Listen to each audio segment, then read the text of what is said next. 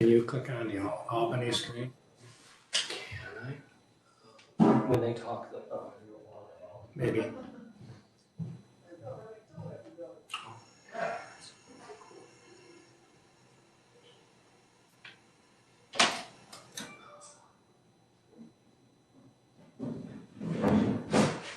Everything but.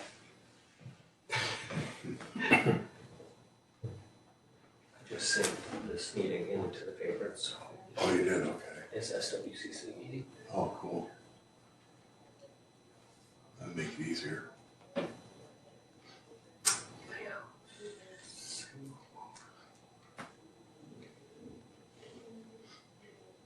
wonder if maybe that's what they're presenting now. Yeah, there. We all set, Bethany? You want to start? Brian just stepped out. Do we want to wait for Brian or do we want to proceed? Okay. Brian says, keep going. Is that what It looked, from the side, it looked I like. thought he said no, but I'm not sure. Good. It looked like a, be right No, there. no, don't wait for him. Up to you, Dale. We'll give him, Well, he is. All right, I'm going to call the meeting to order, and we'll start with introductions, and I'll start here, and then go to Dave, then Montgomery County, then I'll turn it over to you. I'm Dale Stein, Chair. I'm PJ Emmerich, Region 2 Associate Environmental Analyst for the Finger Lakes. Tyler Knapp, Program Analyst with the committee. Dave, Voting member, state committee. and who is with you? Yeah, Pat Crast, Executive Director, Jefferson County Soil and Water. Excellent, thank you. Okay, over to you, Scott. Ryan, NYSED voting representative. Thank you. Brian, now to you. It's okay. Brian Steinmuller, Assistant Director, State Committee. Erica Goodman, voting member. Darren Hickling, voting member, vice chair. Bethany Bisdu, Program Manager. Melissa Gordon, Administrative Assistant. Abigail Edwards, Excelsior Policy Fellow with the State Committee. Thank you. Just like to take a moment to introduce Melissa Gordon to the State Committee. Melissa joined us from Department of Corrections as an assistant over there on December 8th. And we're so happy to have Melissa join our team. So she will be here today to learn a little bit about the State Committee and help us out with our notes and so forth. And you will also start to see emails come out from Melissa, who will be also maintaining our email listserv. So welcome, Melissa. Thank Glad you. to have you here. Welcome. Okay, review and approve minutes. Any additions or corrections, anyone?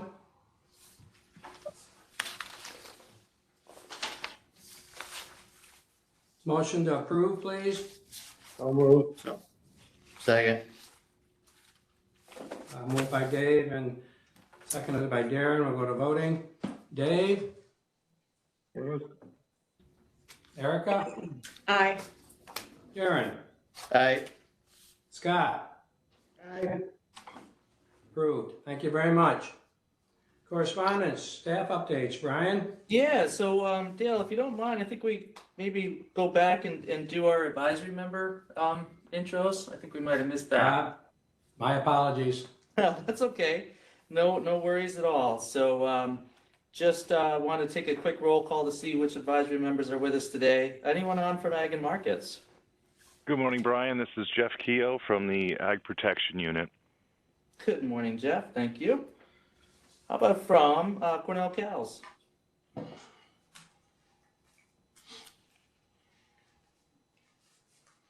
Cornell Cooperative Extension.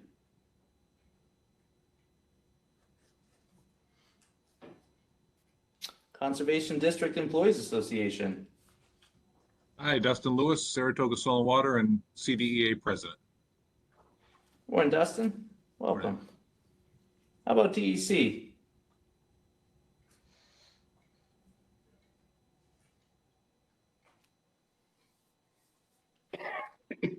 Department of Health? Morning, Brian. This is Paul Kaczmarzyk from State Department of Health. Morning, Paul. Department of State. Morning, this is Stephanie Wojtowicz from the Department of State Office of Planning, Development, and Community Infrastructure. Morning, Stephanie. Good morning. USDA, NRCS.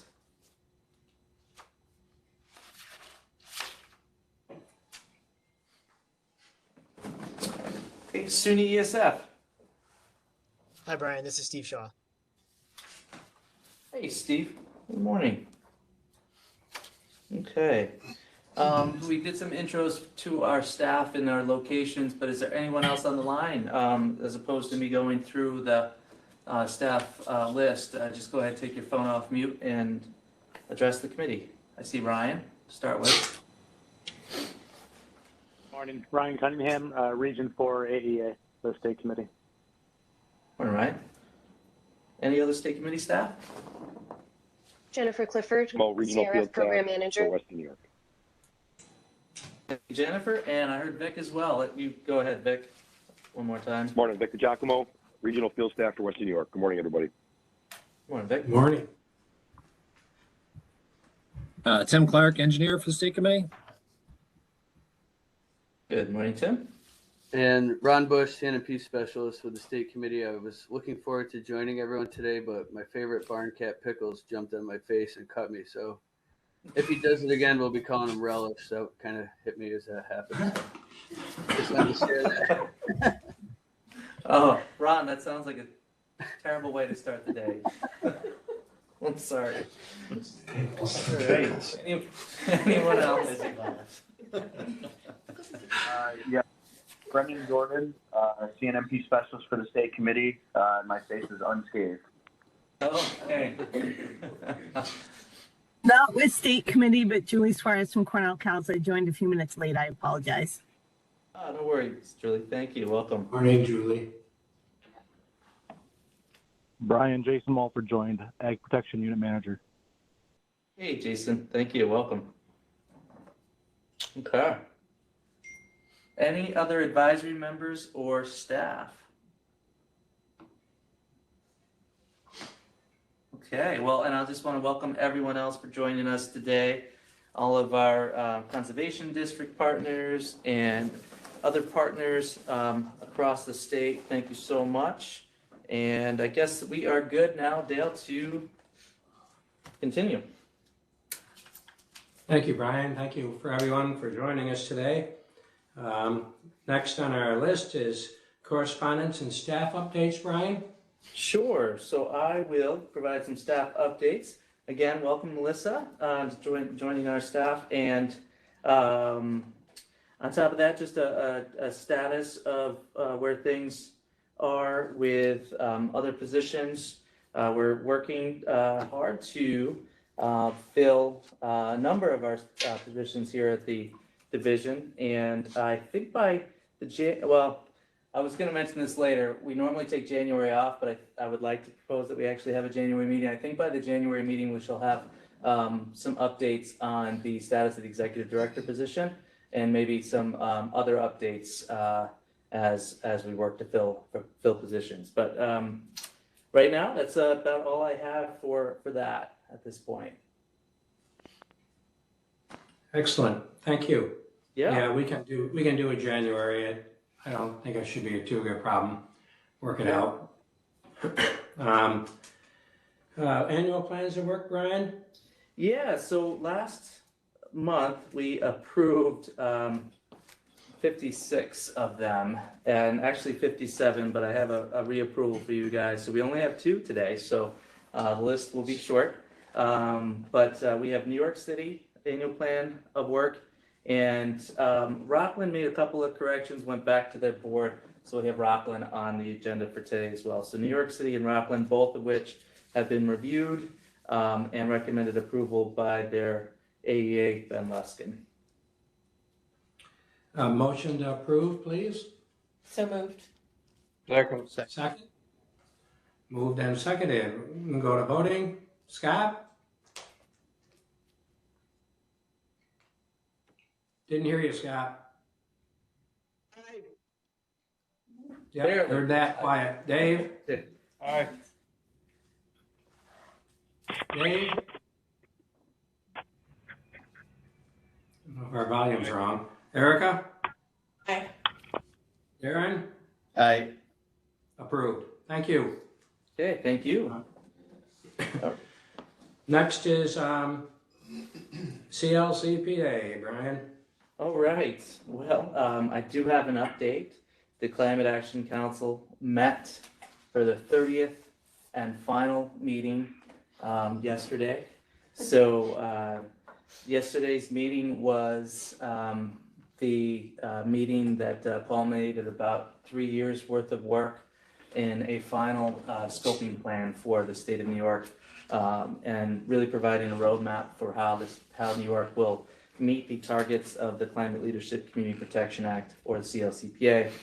And again, I just want to thank the staff from Ag and Markets, the State Committee, and from DEC, Division of Lands and Forests, and so many others from DOS on down, working with us throughout the years on the Agriculture and Forestry chapter, as well as part of the Land Use chapter. And I think that the meeting before the one that was held yesterday, where they went back through and discussed each chapter and the changes and the suggestions that were made both from the public as well as the council members themselves. Our chapter in Agriculture and Forestry and Land Use really was met with appreciation for just how clear it is, for how we incorporated both public comments and council comments. And, this work really just, again, emphasizes our AEM framework, our conservation districts, our extension partnership, and all that we've accomplished thus far through that framework, emphasizing that that is the approach, clearly with a scope and a scale that we haven't seen before, but to continue what we're doing, to also invest in research and development and deployment of new technologies, continue to work to measure and monitor and report on our outcomes. But really, I know the commissioner is quite proud of the work that we've all done together through the Ag and Forestry Advisory Panel and through, the department and the staff resources, everybody who contributed to that. So it was a good day. I had to take it in remotely because I had a sick kid at home, but nevertheless, it was pretty great to see all that work culminate into the approval of the plan.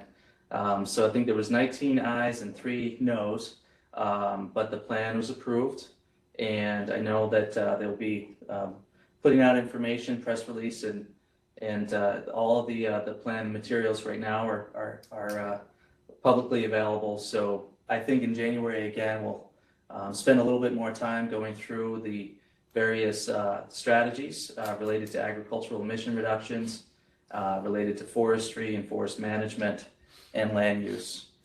So now the real fun begins, implementation. Although for us, I think we've got a pretty good, considerable head start. And again, it was great to see all that work and the accomplishments of the panels and the working groups and see that plan get approved yesterday. So more to come, but just wanted to give everybody an update. This date, December 19th, had been on the calendar for a while, for that council meeting. And although we expected an approval, didn't want to preempt that, but also thought that this is pretty great news and good report for us here today. So January, we begin discussions on what we're doing and possibly what we're going to change. Yeah, I think some of that even comes in today when we talk about the Climate Resilient Farming Program and round 7. And yes, I think that we'll continue those discussions, and working with our partners across different agencies and divisions within those agencies. Love to have Division of Lands and Forests come in and talk to us more about the reforestation, afforestation goals. And, we can work together to make sure that we're a big part of realizing those goals. So yeah, absolutely. It's good timing for us. And, we're embarking on a new strategic plan. So, a lot of work ahead of us. But like I said, we also have a lot of accomplishment. We've got a lot of work that we've done that, leads very nicely into this. With the CRF discussion we're going to have today, should we request that counties make personal visits to farms that already have storages with separation about doing cover and flare, if they aren't up to date on what option is available to do that? Yeah, I think that that could certainly be in the cards. We've got some work we've done on a preliminary assessment for farms that might be ready for that kind of technology. And we've talked a lot about doing some very specific and targeted outreach to those producers. And been having trainings at skills workshop discussions just last week at the managers forum. And I think there's a lot of work we can do on outreach, both for this open RFP, but of course for the future of the program. So yeah, Dale, we can certainly have that conversation, and you see more of an effort, that as opposed to our general program outreach. Specifically around which farms have separation, which farms got organic bedding, which farms got earthen storages, to really try to prioritize those that are ready for methane mitigation. I am going to, I think, reach out to one of the companies that install liners. They don't do cover and flare, but my brother is extremely impressed with their ability to do liners and do them fast and a very high quality. And I'm gonna work with him to reach out to that company to see if they would consider researching doing covers and flares. We have a very great lack of companies doing covers and flares if we're gonna get any more done than what we are now. The company out of South Carolina does a good job, but they're very slow and can only do 4 or 5 a year, which isn't gonna help us get anywhere near the goal we need to. We need more companies installing these things. And my brother is very impressed with the company that does liners. Maybe they would consider expanding into doing covers and flares too. Yeah, I mean, it's very similar, right? The type of application. Not a massive amount of change, but some difference. Yeah. I'll keep you posted on that. Great. Anything else on that, Brian? I think we'll leave it there, unless Abigail, you were there in person. Anything that you'd like to add to the discussion? No, it's just a great experience being there.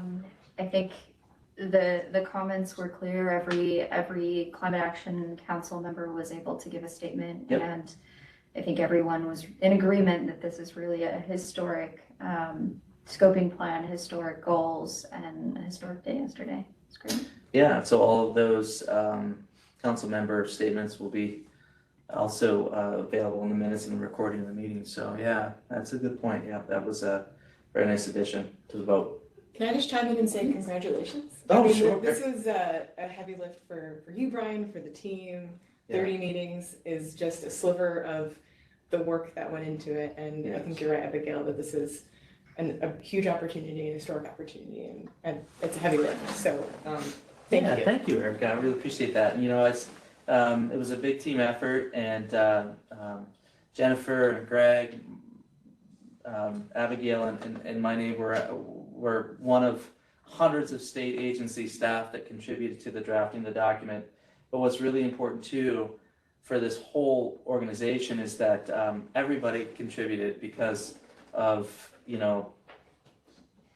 having the special assignment, everybody else had to do so much more within their own areas of programming and regional coordination. And I know that I wasn't always as available as I'd like to be to folks. And everybody stepped up during this last couple of years. It's really been quite an experience. So hats off to the entire team. Thank you for that. Thank All right. you. Ag non-point source, Bethany and Tyler. Follow the same format. Well, that's a lot better picture. It's gonna disappear soon. All right, bear with me. It's me.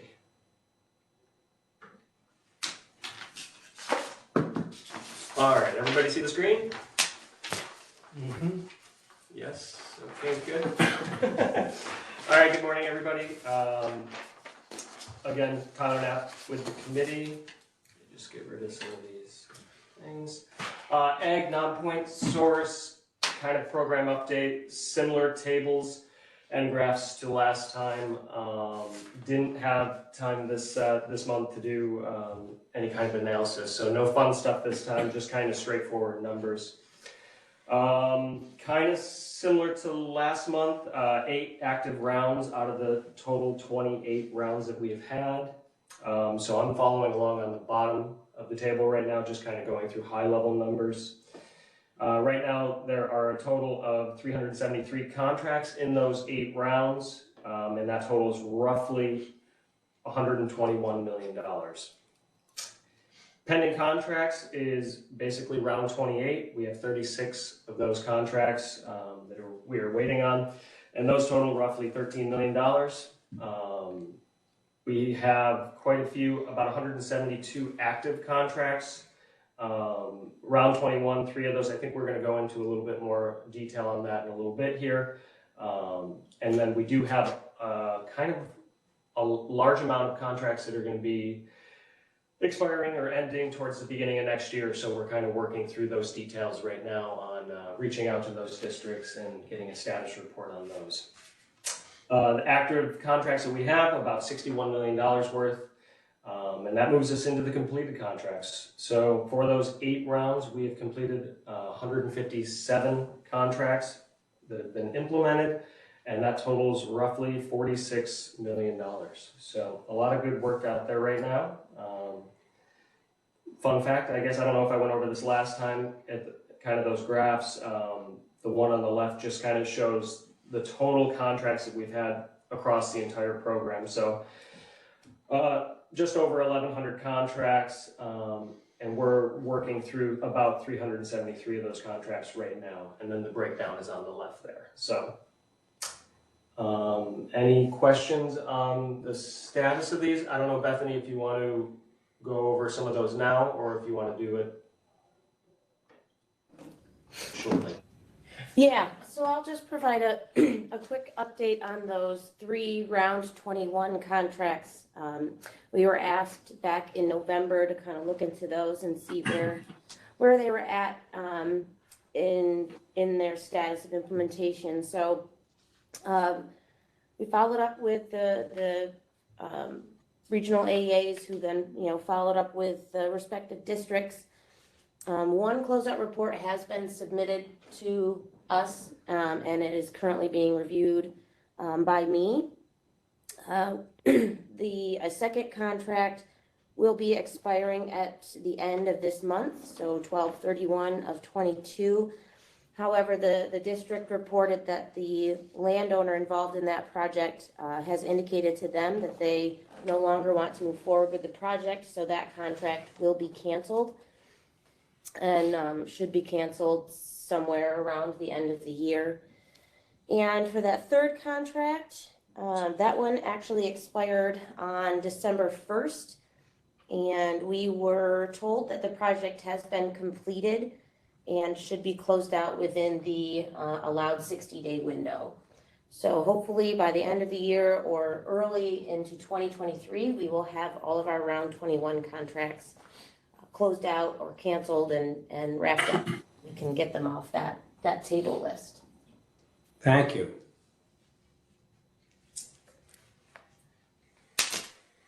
Okay, I just, before we carry on, I want to go back for a moment to annual plans of work, Brian. Yeah, thank you. I'm sorry I don't mean to interrupt, but I think there was just a few more from Scott's region as well that may have needed to go back to their boards for just some tweaking. So I just want a record here that they'll also be approved. So we've got Fulton, Madison, Otsego, Schoharie, and Schenectady. And they did appear on the list last month, but Scott indicates that they were still going through final approvals from their boards. So with that, then all of Region 3, all of Region 5, and all districts will be accounted for. So again, it's Fulton, Madison, Otsego, Schoharie, and Schenectady. I've got a list for you guys. So. Motion to approve, please. So move. Second? Second. I'll go to voting. Scott? Aye. Dave? Yep. Eric? Carl? Aye. Sorry. Aye. My apologies. Not paying attention today for some reason. And Darren? Aye. It's approved, thank you. All right, thank you for that. Do you still want to talk for a second privately, Brian, or not? No, we're good right now. Thank you. All right, thank you. Okay, we got that straightened out. We'll go back to Bethany again with Agnon Point. Thank you, Dale. So I will be presenting some time extension amendments that were submitted for Agnon Point source contracts that will need to be considered and approved by the state committee. We do have 6 of them to go over today, so I'll kind of be brief and as we run down the list.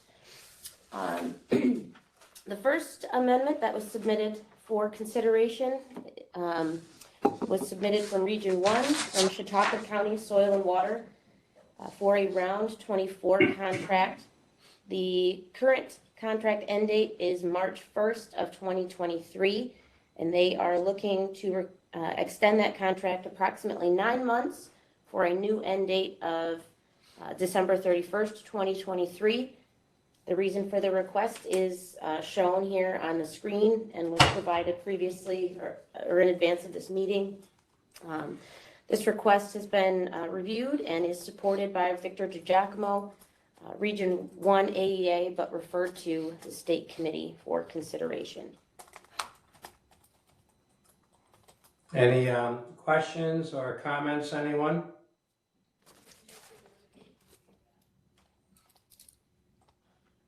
Motion to approve, please. So move. Second? Second. Moved and seconded. Go to voting. Scott? Can't quite hear Scott sometimes. Dave? Yeah. Erica? Aye. Aaron? Aye. Approved. Thank you very much. Next, please. All right, the next one is also from a Region 1 district, coming to us from Niagara County Soil and Water for a round 25 contract. The current contract end date is February 20th of 2023, and they are looking for a 1-year time extension to February 20th of 2024. The reason for the request is cited on the summary sheet. Are we able to scroll that, or is there? Sorry, yes, I can scroll. Turn out. Niagara, there we go. The reason for the request is cited on the screen, and it has been reviewed by Victor DiGiacomo, Region 1 AEA, but referred to the State Committee. Comments, anyone, or questions, discussion?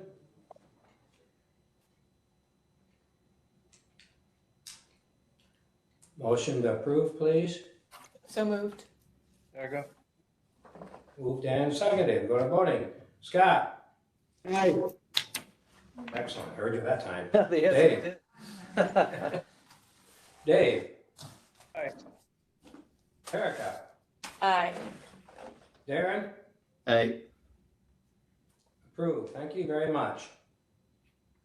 Next. Next, we are moving to Region 3. So our next time extension was submitted by Madison County Soil and Water Conservation District for a round 23 project. This contract has a current end date of December 31st, 2022. And they are looking to extend just for about 6 months out to June 30th of 2023. The reason for the request is cited on the screen here. This time extension has been reviewed by Scott Fickbaum, Region 3 AEA, and is referred to the state committee for consideration. Questions, anyone, or comments, discussion?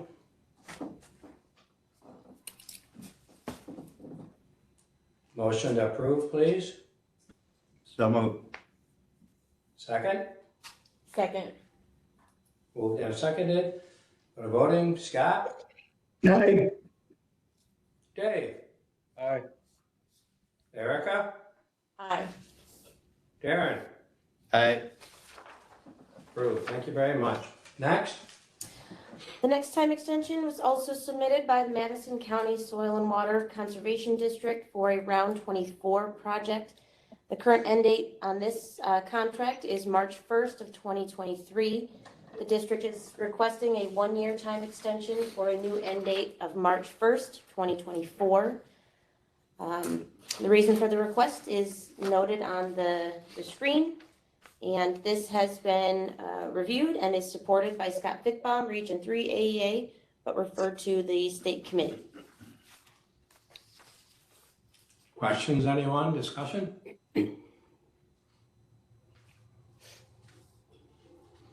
Motion to approve, please. So moved. Second? Second. Moved and seconded. Go to voting. Scott? Aye. Dave? Aye. Erica? Aye. Darren? Aye. Approved. Thank you. Next. All right, moving on to Region 4. We received a time extension request from Clinton County Soil and Water Conservation District for a round 25 project. The current end date on this contract is February 20th of 2023.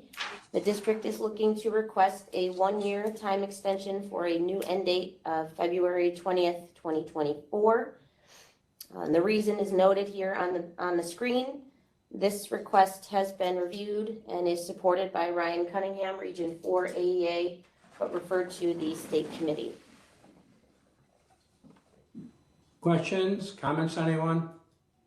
This is Pete Hager, a district manager in Clinton County. I would like to comment that the reason on this screen is not the correct one. I'm not sure how that happened. The farm had a massive barn fire, and that's why they were delayed in the construction of their leachate system. The reason on this one was for previous ones. So it's possible that I made a mistake and put in the wrong reason, but I don't think I did. But that's the explanation. Apologize for that, Pete. I think the error is on me. Copy and paste got me this time. So I apologize. But the actual amendment request packet was sent to the voting members prior to this meeting, so that would have had the correct reason in it. And I will make sure to get that corrected for the minutes. Apologize for that. Thank you. Thank you. Any other further discussion or questions? Motion to approve, please. Oh. So, second. Moved and seconded. Go to voting. Scott? Aye. Dave? Aye. Erica? Aye.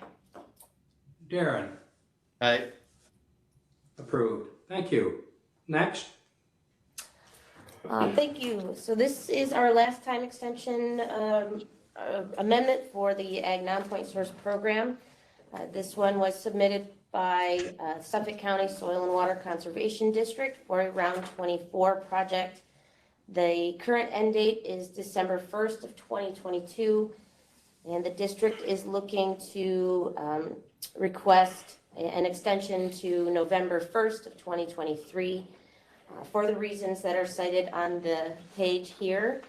This request has been reviewed and is supported by Ben Luskin, Region 5 AEA, but referred to the state committee.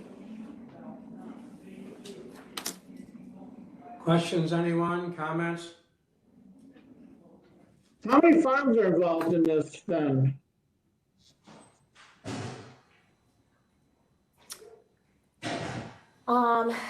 I don't know the total number of farms off the top of my head, but I believe there are a handful, around 5 or so that are still working on implementing their project. They usually do start with quite a few, and some farms have multiple tanks, right? But let's see, I don't know, is Ben or?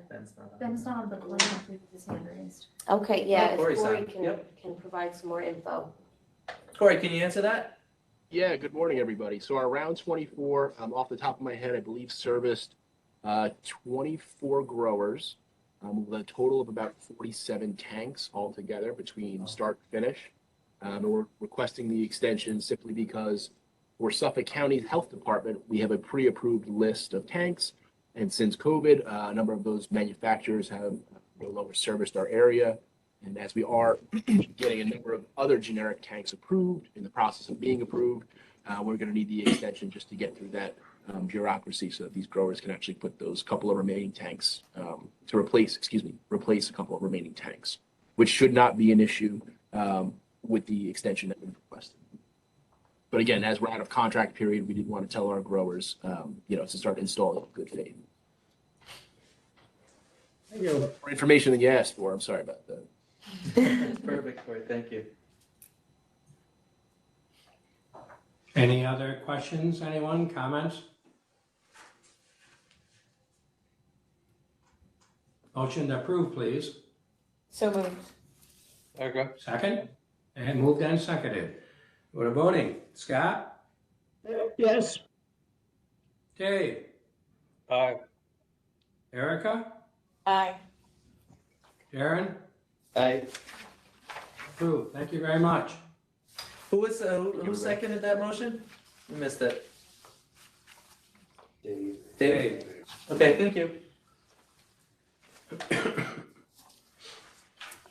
That is all I have to present at this time on the Ag Non-Point Source Program. If there are any questions on program status or amendments, please let me know.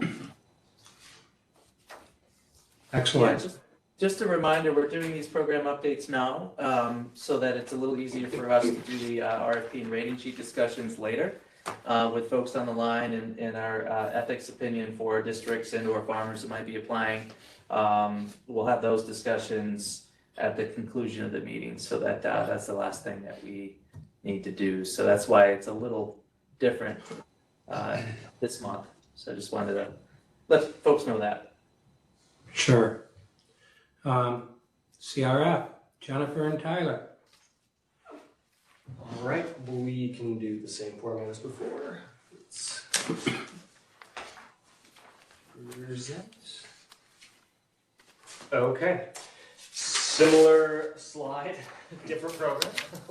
So CRF kind of status report on the data side anyway. So of the 6 total rounds that we have 5 active rounds.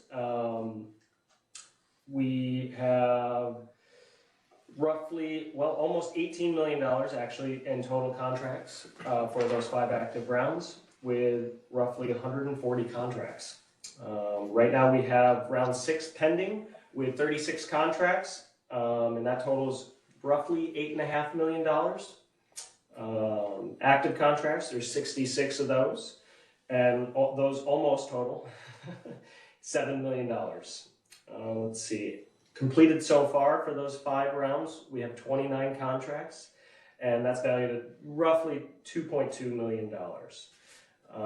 Looking at the graphs a little bit, to break it down a little bit more, of the total, I don't know why I didn't put the total in there, but for those total active contracts across all 6 rounds, there's 293 contracts. So that middle kind of pie chart, that's what that totals. And then the breakdown again is on the left. So mine is black and white. So 66 active, 36 pending, and 29 completed. Yeah, the black and white doesn't work. So any questions on the CRF data side?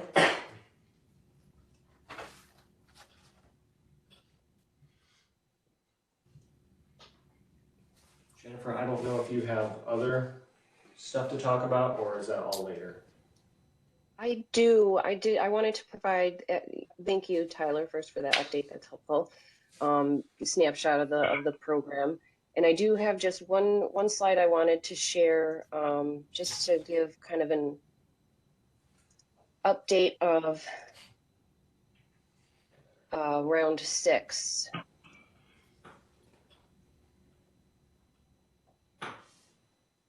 So I just wanted to give this snapshot around 6 real quick. We did have 69 applications received with 13 million requested, and we ended up awarding 8.4 million to avoid having to award partial awards. So some return funds were used to fully fund the next few on the ranked list, so that we didn't have to provide partial awards. Within those awarded, we have 21 new participants to the program. That includes Ag Non-Point Source and CRF, and AIM technically in this round of round 6.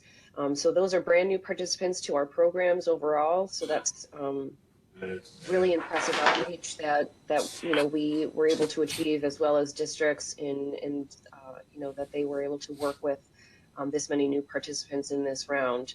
And we had more that were included in other applications, but these were just the ones that were awarded. So great turnout for new participants.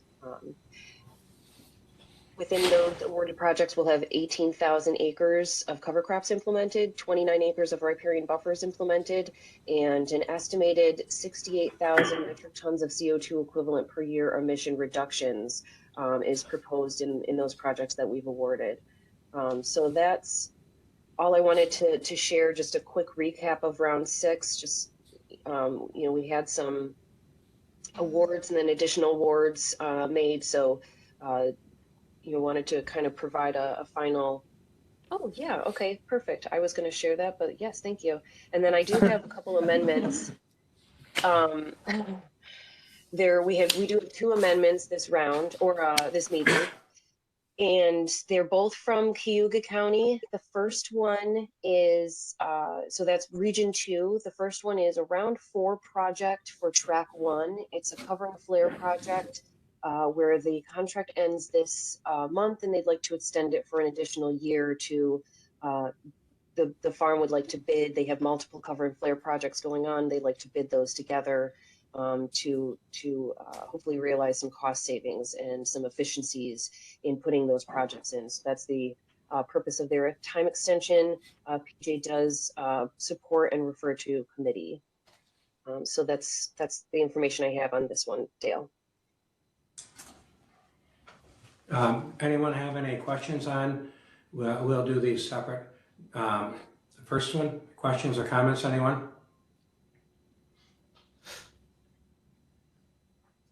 Motion to approve, please.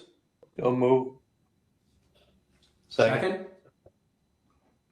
Go to voting. Scott? Aye. Dave?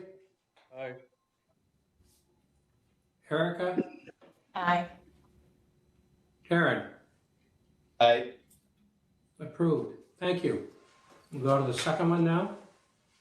Any, do you need to discuss it at all, or do you want to just? We'll do the second. since it's at the same farm. Any further questions or discussion on the second amendment? So it's a different, it is a different farm. Oh, it is a different farm. I misunderstood that. I'm sorry. Go That's ahead. okay, it's same district, Cayuga, coming out of Cayuga. It is for same type of project, it is for cover and flare.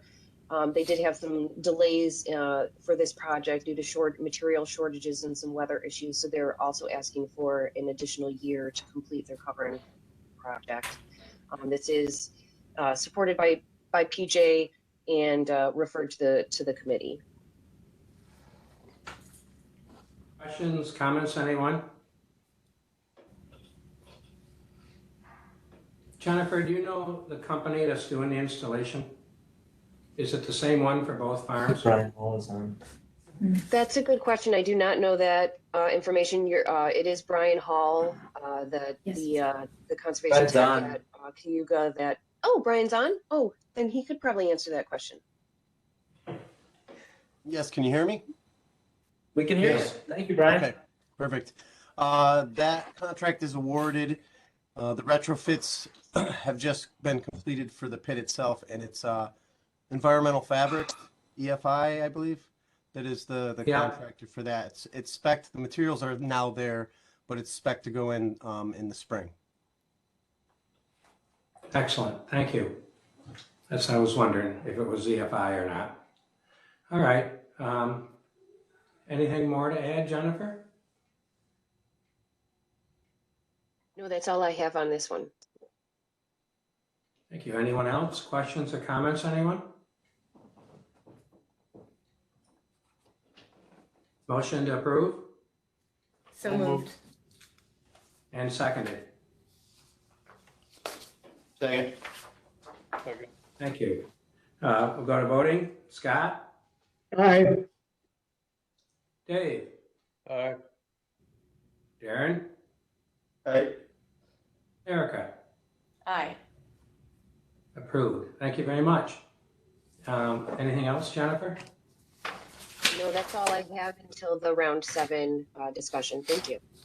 And really quickly, Caitlin asked for the public announcement so districts can share. So I put that in the chat, but you'll see that it says that Governor Hochul announces 7.9 million for the program.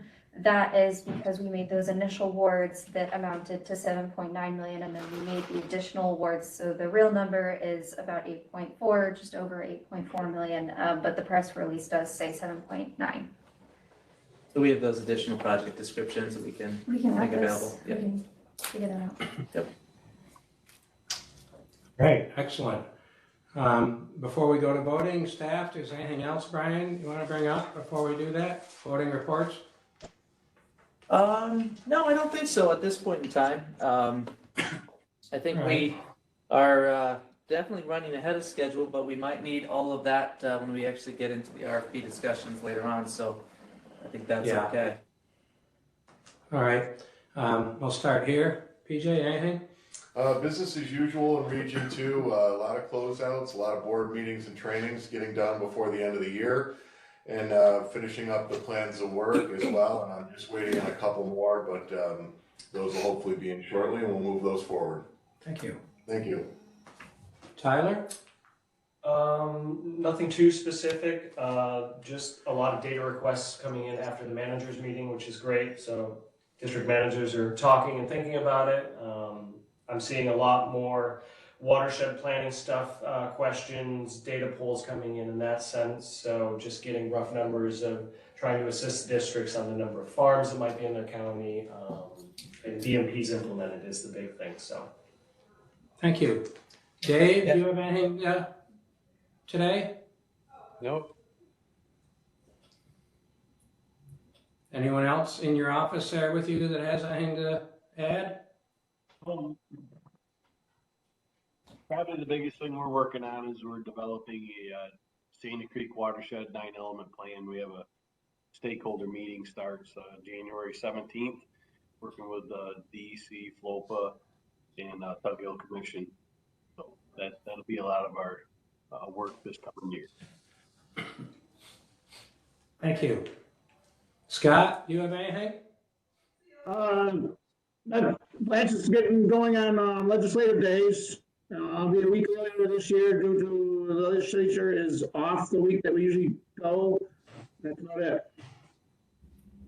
Thank you. Turn it over to you, Brian.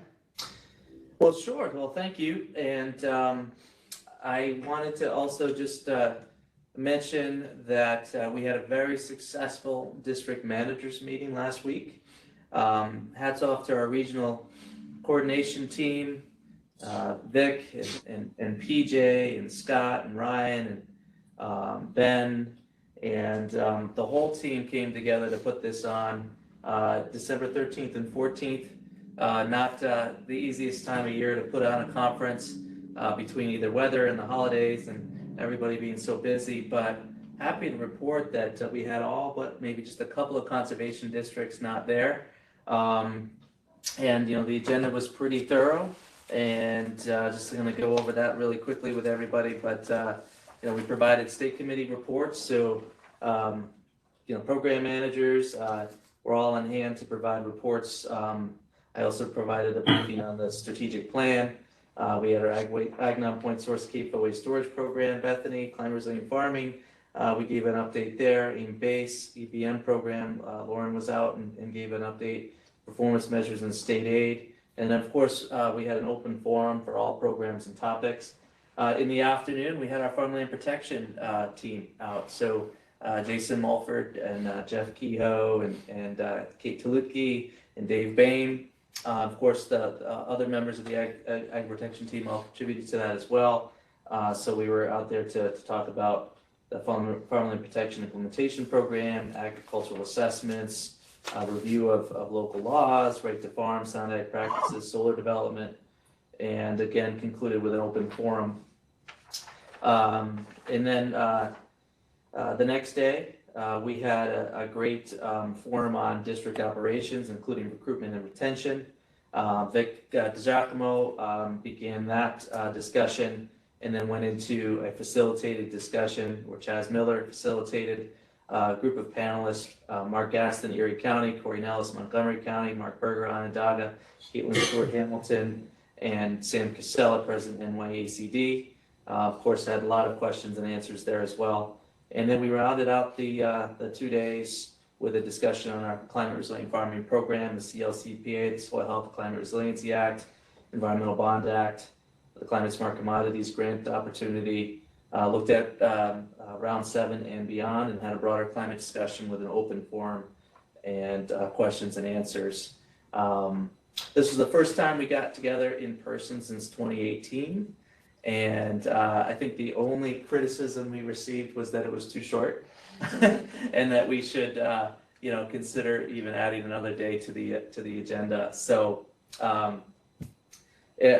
really thought that just the networking and getting folks together from across the state was a critical part of that, in addition to the very informative presentations that were provided by state committee staff, ag protection unit staff, and most importantly, by districts and for districts. So good stuff. And we also culminated in next steps with a commitment for more active engagement with our districts and partners, district board members, of course, as well, being a big part of that. And again, in-person meetings are wonderful. They are a little bit complicated to put on, so whether we can do it every year and in the off years do more of a regional approach together with virtual meetings. We're going to see what we've got as far as budget goes into the future and try to do this more often. And again, I just want to thank all of our staff for working so hard to put this thing together, and specifically thank the districts from across the state as well that traveled in mid-December in between snowstorms. I don't know how that happened, but the couple of days we were out there, sun over the entire state, no weather to speak of. Just a couple of days prior, lots of weather. A couple of days after, lots of weather. So, and also thank you to the hotel, DoubleTree Hotel, East Syracuse, Carrier Circle, seems like, we've got a lot of meetings and conference there. That's where the symposium is, where the Certified Crop Advisor Conference was, and so many other venues and so many other events. But really great, good central location. So with that, like I said, we'll try to do this more often, but just really awesome to get together and see some familiar faces, but also see some new faces. There's a lot of new faces among districts out there, and I know that not everybody from each district was able to attend. So also looking forward to the symposium where I have a chance to meet even more folks from across the state. So it's good stuff. Anyone else, staff, anything to add to that? Make sure.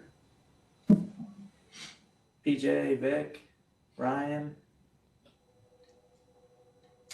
Happy to be part of it. It was a great turnout and certainly good discussion and a lot of good feedback that we can work on here before the next one.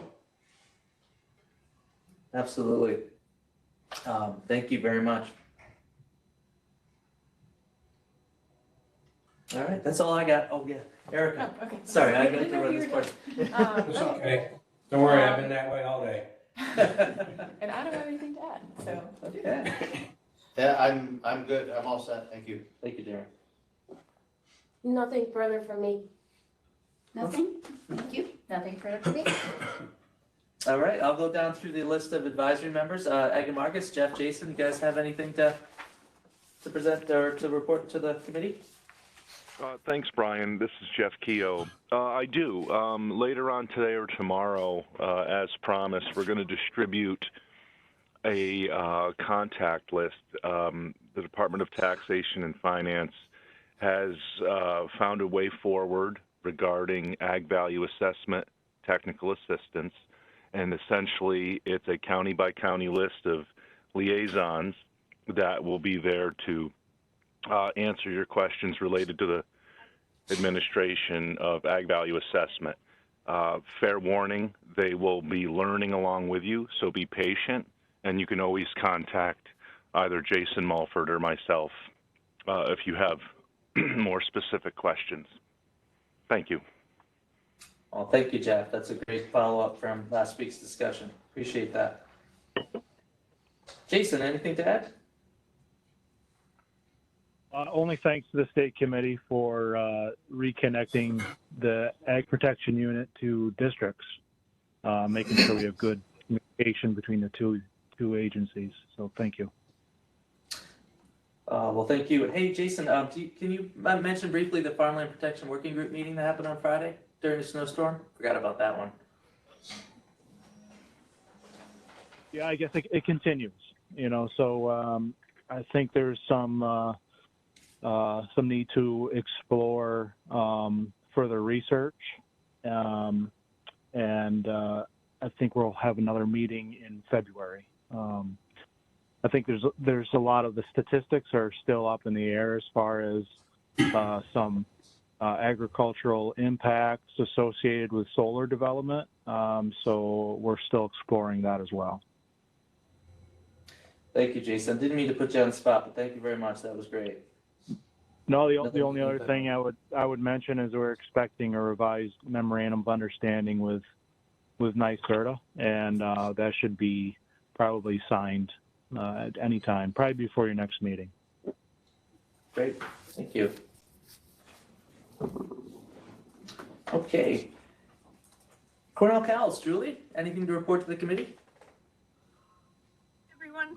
So I just really wanted to start off and say we had a great soil health summit virtually last week, and really appreciated how many county soil and water conservation committee staff were able to attend, because I did see a few SWCD emails and faces sort of virtually in the room.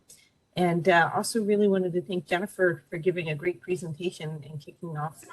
So that was really lovely, Jennifer, and really appreciated your remarks. It was really helpful. And I just love to see this partnership evolving and emerging, and looking forward to continuing it. And for those of you who weren't able to attend, because I recognize it's busy and this is the luxury of Zoom, right? This is kind of why we have it on Zoom.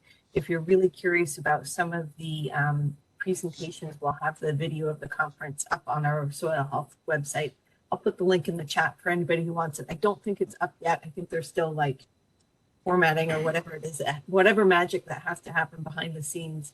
But it'll be up there soon. And, you know, I found a couple of the R&D presentations to be really interesting. So I'd encourage people to go look at, you don't have to watch the whole thing, but go look at some Jennifer's remarks and then some of the faculty research presentations were pretty interesting. Oh, thank you for that, Julie. Yeah, absolutely. And I apologize for all the, scheduled so many meetings and there was conflicting with that was the managers meeting for at least one of the days. I believe there's also certified crop advisor continued trainings. So there's a lot going on last week, but I was so happy Jennifer was able to contribute to the Soil Health Summit. I look forward to seeing all those presentations. It wasn't one of our finer moments, the conflict with the certified crop advisors meeting, but we had already rescheduled it for other conflicts. So we kind of said, all right, we're going to stick to it. Yeah, there's so much. So it's so much going on. It's available. Yep. Excellent. Well, thank you. And Greg today is presenting to the engineering forum on campus. So we definitely dividing and trying to be out there to get the word out and present on everything that's going on. So good stuff. Well, thank you. Okay, CDEA, Dustin? Thank you, Brian. CDA has been working hard on getting ready for the 2023 Water Quality Symposium. Just like the managers meeting, we're looking forward to it being back in person. I heard a lot of good things about the managers meeting. Sorry, I had something come up and I could not attend, but I appreciate you guys, all the work you put together on getting that ready and getting everybody together again. So it sounded like it was a great event, and I'm looking forward to the next one. Hopefully, we won't be, what, 4 years in the making? No, I can promise you that. Whether it's next year or not, I don't know yet. But all right. Well, as you know, as always, CDEA is happy to help wherever we can. So looking forward to getting out there again. I do want to thank the CDA for helping us with the cost and the expense. Certainly the first day. Definitely having not done this for a few years, I had a little bit of sticker shock as far as what it costs to put an event on these days. So thank you to the CDA for co-sponsoring that with us.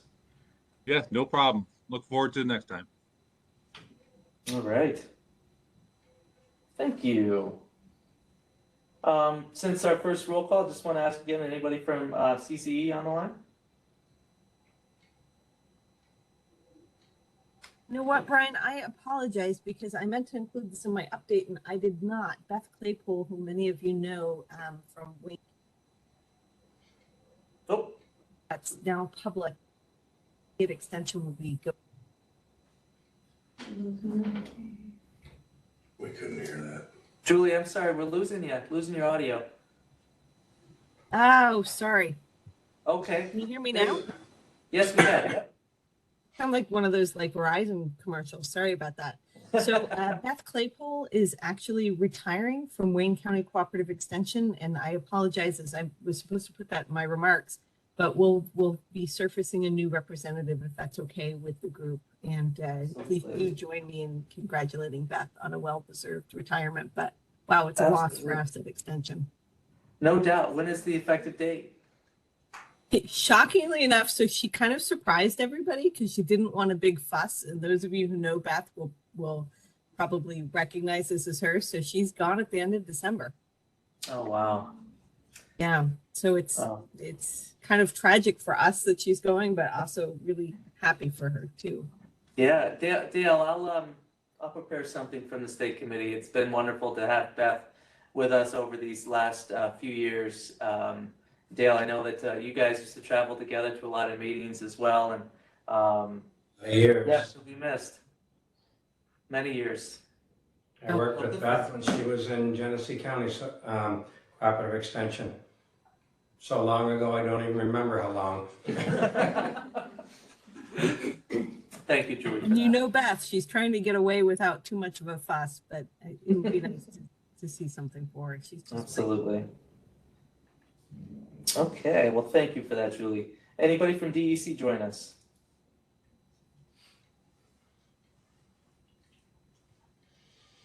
Okay, Department of Health? Paul?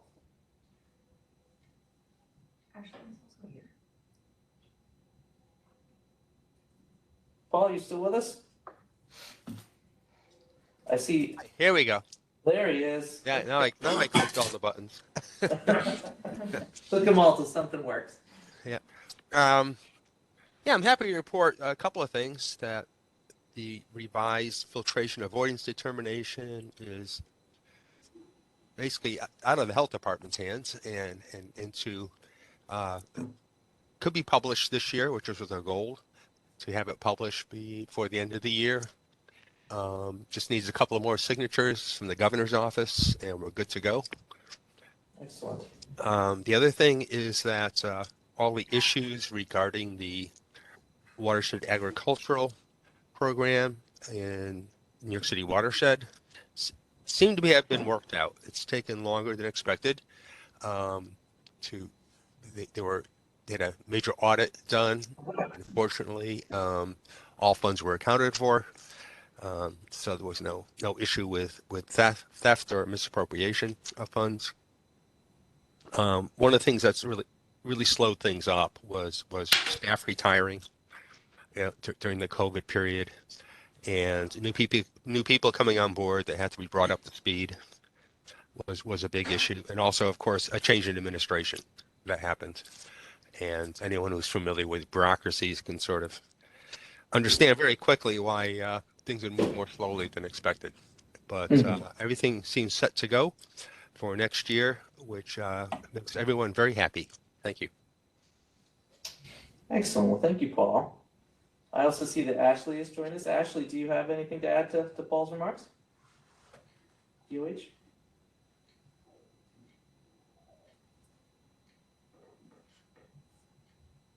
Okay.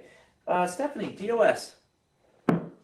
I do not have too much to report on. We're still waiting for announcements for our CFA programs, which is the local waterfront revitalization program, our smart growth community planning program, and our brownfield opportunity area program. So we're still waiting on a release of those, but we're hoping they will be very, very soon.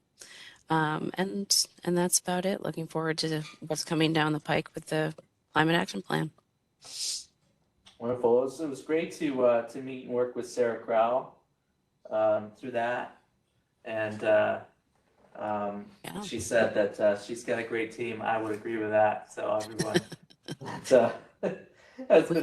We do have a good team here.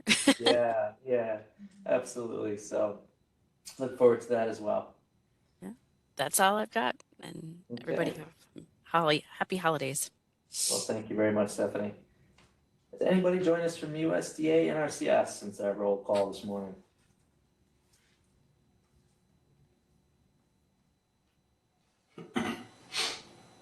Okay, SUNY ESF, Steve? No, I don't have any updates today. Thanks, Brian. All right, thank you, Steve. Okay, now I'll just ask if there are any other staff who've got updates who are on the line.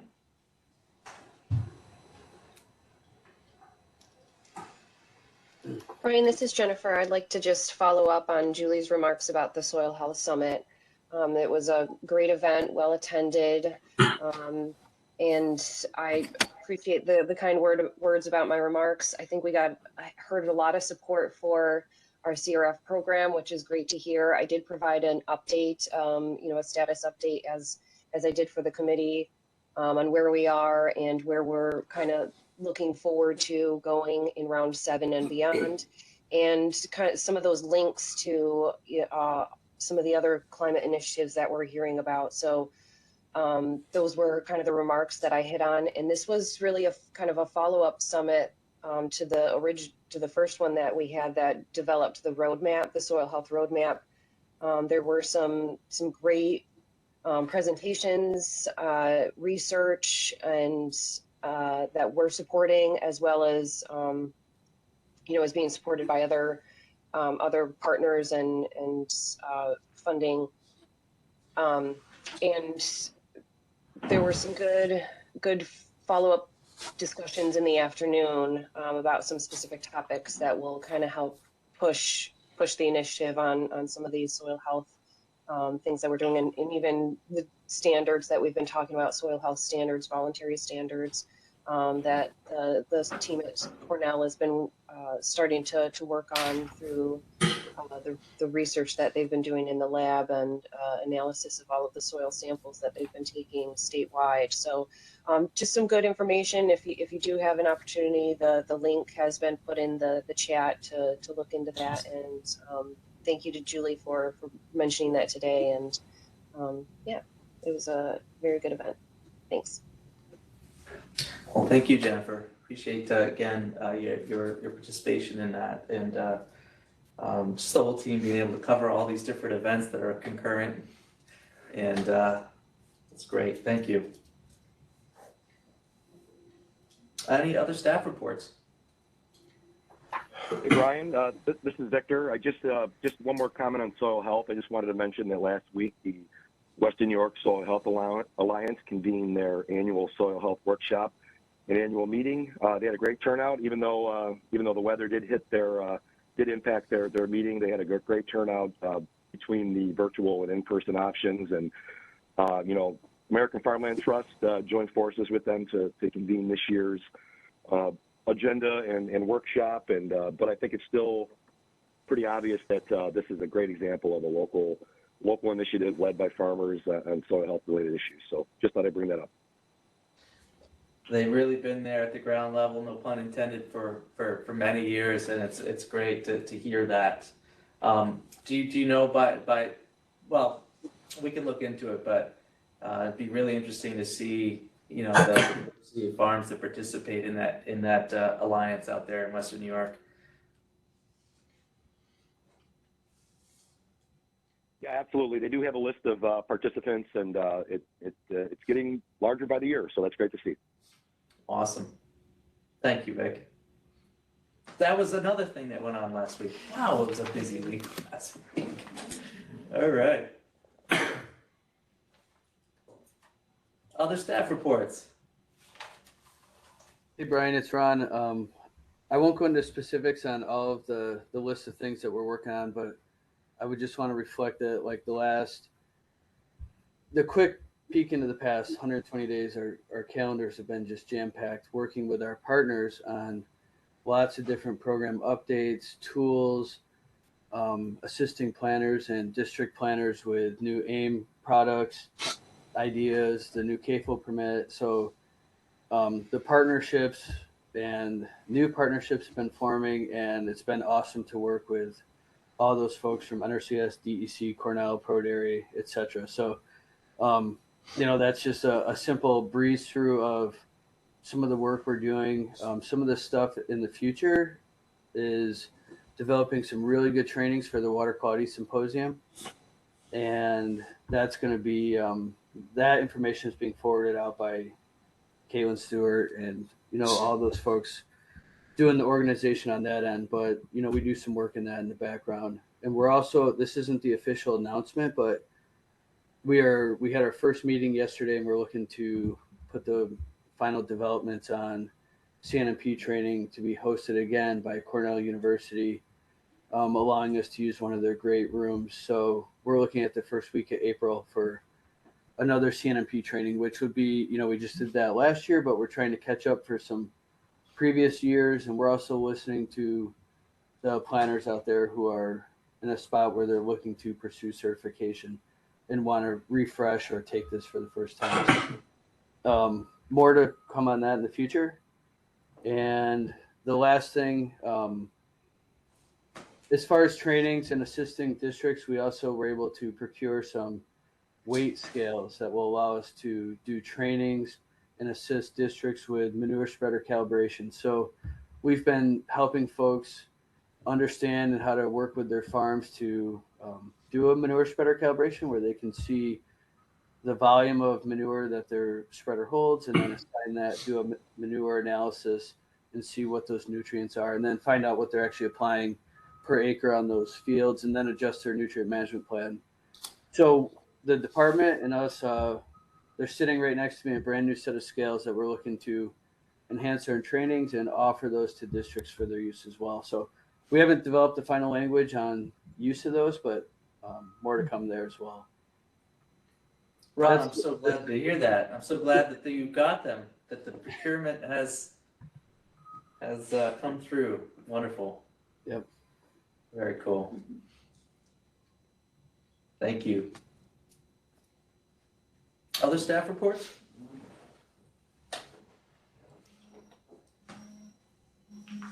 Hey, Brian, just Go wanted ahead. to mention real quick, we had some interest from a district in Scott's region on the New York State Erosion and Sediment Control Certificate Program. So he reached out to me and I sent the request on to other folks on the team. So we'll get together as a team and provide some outreach and education regarding stormwater to that region and to that district. And there's also a 4-hour course that I'll be helping with next week, Thursday the 29th. So the stormwater work is still ongoing and there seems to be a lot of interest and renewed interest in the erosion and sediment control program for New York State. So we're happy to hear that. That's great, PJ. Good to hear. It's all about capacity and all these opportunities, just helping out to build that capacity out there to address all the resource concerns from farms to communities. I really appreciate that. Thank you. And your comments as well, Ron. Thank you. All right. Any questions or comments on any of the reports thus far? Okay. Any conservation districts with us today have anything to report to the committee or any questions to ask of the committee? Hi, Brian. This is Caitlin Stewart. I would like to thank the state committee for organizing such an incredible managers forum. It was wonderful to be back in person, and we know what it takes to organize an event of that magnitude. So you guys definitely do. shout out to the AEAs and all of the state committee team members who were involved. Great to be back in person, great discussion, information overload heading into the new year. Also, if I could make a shameless plug for the Water Quality Symposium, please save the date for March 14th through 17th, 2023. We will be back at the Doubletree Hotel in East Syracuse. We are putting the finishing touches on our schedule, and registration forms are coming in from all of our instructors. Again, I have to commend the state committee for all of their hard work to not only facilitate classes, but to instruct classes as well. We could not do this without you. So from CDEA to state committee, thank you. We are looking forward to an epic symposium. Y'all better hang on because it's going to be one to remember for sure. That's right. Well, March 2020 was one to remember for obvious reasons that we all reflected upon last week. Certainly March of 2023 will be one to remember, hopefully for very different reasons. But thank you so much, Caitlin. And thank you to the CDA as well for everything that you do and the support that's provided to district employees across the state. It's wonderful. Voting members, by the way, I'm assuming the 16th will be the annual banquet and award ceremony, correct? So put that one on your schedules for sure, because we want to make sure that we get that invite out to all of you, because it is really a wonderful event. The whole symposium's great. That evening, though, is a special one. Thank you. All right. Any other conservation districts on the line have a report?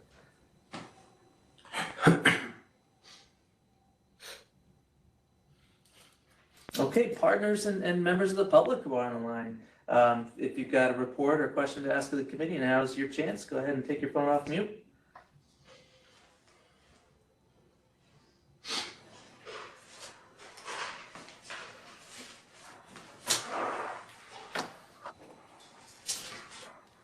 Okay, hearing none, we are running a little bit ahead of schedule, but it will take some time to organize the next part of our agenda here. And again, I tried to make sure that everybody saw this both in the announcement of the meeting and on the agenda itself, but I want to thank all of our conservation districts who are on the line right now. Any board members or farmers who are also on the line.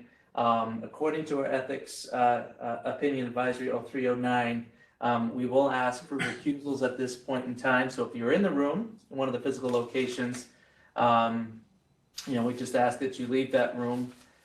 If you're on the line, we just ask that you disconnect the line and again, want to give this a little bit of time because I know it takes a little time to organize, but folks are getting used to it by now. So I see some folks leaving the call. And we'll schedule our January meeting as well at the end, but we'll make sure folks get that on their calendars as soon as possible. But at this point, we've got both the Agnon Point Source Round 29 RFP discussion and approval and the Round 7 CRF RFP and discussion. So again, any conservation districts other than the Employees Association representatives and or farmers, I would ask that they recuse from this point on the agenda. Bye, everybody. Thank you. Have a nice holiday. Thank you, Corey. Yep. Happy holidays to you and yours. Have a great holiday, everyone.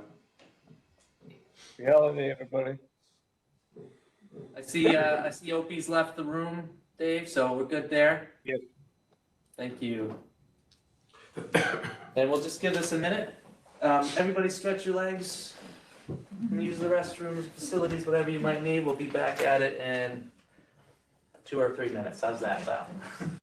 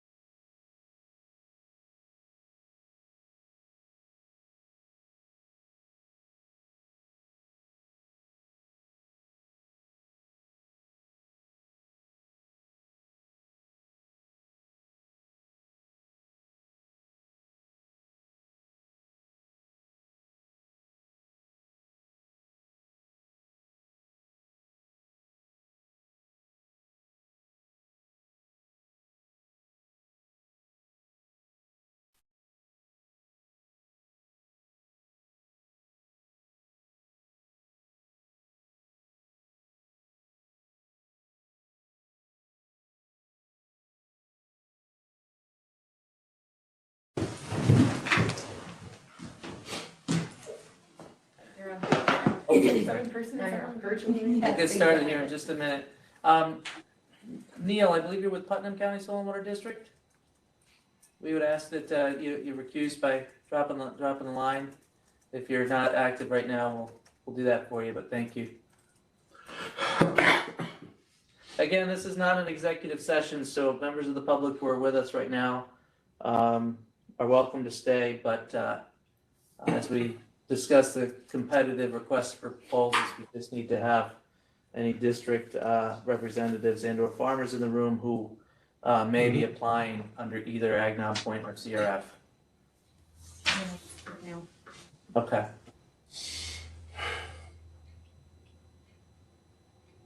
Thank you.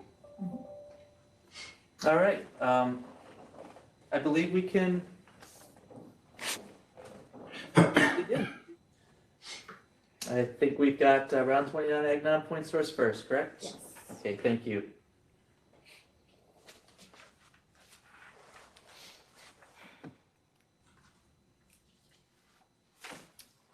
Okay, hang on, let me get this out of my way. So I did put together some slides to go through the updates or revisions that we'll be making to the round 29 RFP, but I do have the draft request for proposals document available if anyone wants me to pull that up to actually, if you really want to look at the actual language, the way it is written into the RFP. I'm happy to do so. Just let me know and we'll do that.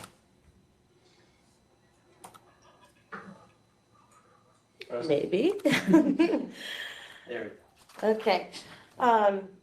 So I'm just going to go section by section as they are in the RFP and just highlight the update or the change. So the first section of the RFP that was updated is section 1.3, which is our available funding section. In this fiscal year 2022-2023 Environmental Protection Fund, the Ag Non-Point source line was appropriated $20 million. As part of that, of the fund, there are 3 carve-outs that we need to account for, as well as the AIM-Base 17 Technical Assistance Year 2 split, which traditionally comes out of the Ag Non-Point source line. After factoring in all of the carve-outs and the AIM-Base split, we are left with approximately $13.8 million remaining to be able to use to support Ag Non-Point source programs. However, I am proposing for round 29 to make $13.5 million available. As you can see on the screen, that's a little bit less than what we have remaining. I mainly wanted to propose kind of an even funding amount, but also wanted to make sure we had some additional funds set aside to further support the AIM-based program and the not only the technical assistance funds, but the Tier 4 cost share portion of that program as well. Because the Tier 4 cost share projects through AIM-Base are supported with funds that are returned to the Ag Non-Point source program that have not been spent. But we also wanted to have a little bit extra available as well. So for round 29, I am proposing that we make $13.5 million available. This is an increase of $500,000 from what we were able to offer through round 28. Section 2.1 is the eligible projects section, and it's split out into a planning section and an implementation section. The implementation section was revised to accommodate the planning requirements for the short-term waste collection and treatment system that was, or transfer system, excuse me, that was approved by the state committee back in October. So the language, as it has been revised in the RFP, is shown on the screen. The part that is in red is the revisions that we made. When a farm is applying to implement a waste storage facility that is part of a waste storage and transfer system, that farm is required to have a CNMP in place prior to the submittal of the application. However, if the farm is applying for a waste storage facility that is a component of a short-term waste collection and transfer system, that farm must demonstrate that one of the following plan requirements have been completed. So they must complete a combined AEM Tier 3A farmstead and nutrient management core plan, or a combined AEM Tier 3A farmstead and full 590 plan, or an actual CNMP. I also wanted to highlight in this part of the RFP that the short-term waste collection and transfer system that is supported through the Ag Now Point Source program must adhere to the guidelines that were established as part of our Ag BMP catalog, because we do have some different requirements and qualifications as they pertain to meeting NRCS standards. So we wanted to make sure to highlight that there. This particular section, section 2.1, is also referenced in the actual application form that districts need to fill out. So when they're completing the applicable application question, they can refer back to this section to confirm that their farms that will be applying for these types of projects do in fact meet that necessary planning requirement, so they're not kind of thrown off guard or off base. They'll be fully made aware of this planning requirement. These updates are going to be also highlighted in the round 29 highlights document that we put together that we also send out with the RFP material. Section 2.3 of the RFP is our eligible costs section. In this section, we added some language to formalize the program's allowance for covers and flares, and as well as the cost share eligibility of certain system components. The decision to allow cover and flare projects to be submitted through the Ag Now Point Source program was made back in round 21 through a question and answer. As part of that, question, or as part of that answer, I guess, to the question that was asked, we defined that the projects for an impermeable cover and flare system are eligible to be submitted to the Ag Now Point Source program. However, the costs of the flares and associated components of the flare can only be used and be eligible as landowner match. We wanted to put that language into the RFP, anticipating that we might be seeing more and more of these projects be submitted to the Ag Now Point Source program, given the goals that have been set forward in the CLCPA and the Climate Action Council scoping plan. We'll also be sure to highlight in the rating sheet later on that we've built those new initiatives into the scoring criteria as well.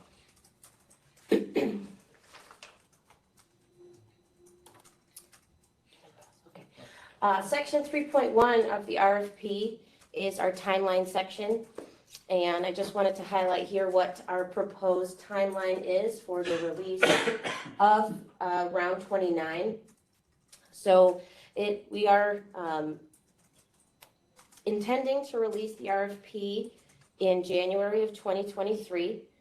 If we are able to meet that proposed release date, the applications for round 29 will be due in April of 2023. That due date is going to be highly dependent on when we can actually get the RFP out the door. We're going to try really hard to push to get it out in January. However, if we can't make that release date, then the application due date will be adjusted accordingly. But scoring, if we're able to have an application due date in April, I anticipate that scoring for round 29 applications will take place somewhere between May or June of 2023. And we would hope to be able to present a ranked list of projects to the state committee in July or August of next year. I will mention here that we do still intend to release the Ag Non-Point Source RFP jointly with the CRF RFP as well. All right, section 4.1 of the RFP is our funding criteria section. And I wanted to highlight the language that you can see on the screen here. It discusses the requirement that the state committee shall give preference to proposals that are located within a watershed or sub-watershed of a priority water body as identified by the Commissioner of Environmental Conservation pursuant to Section 17-1407 of the Environmental Conservation Law. It goes on to further define that a priority water body could include the priority water bodies list for surface water and for groundwater, unconsolidated aquifers, and so on. I wanted to highlight this language here because for round 29, we have had to reevaluate some scoring criteria in order to account for changes that have been made to the priority water body list and subsequently the fact sheets that are developed as part of that.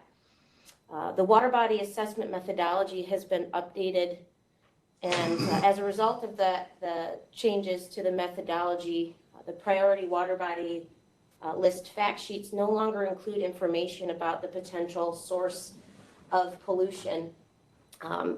Previously, those fact sheets often included the types of pollutants and then the suspected or known sources of pollution. Historically, through the program, our scoring criteria gave preference to projects that would be addressing water bodies or watersheds that had known sources of agricultural pollution as documented on the priority water body list. So because the updates now result in that, the priority water body list no longer show that source of pollution, we had to update the scoring criteria. I wanted to kind of put that plug in here, but I'm going to highlight how we've updated the scoring criteria in a couple slides.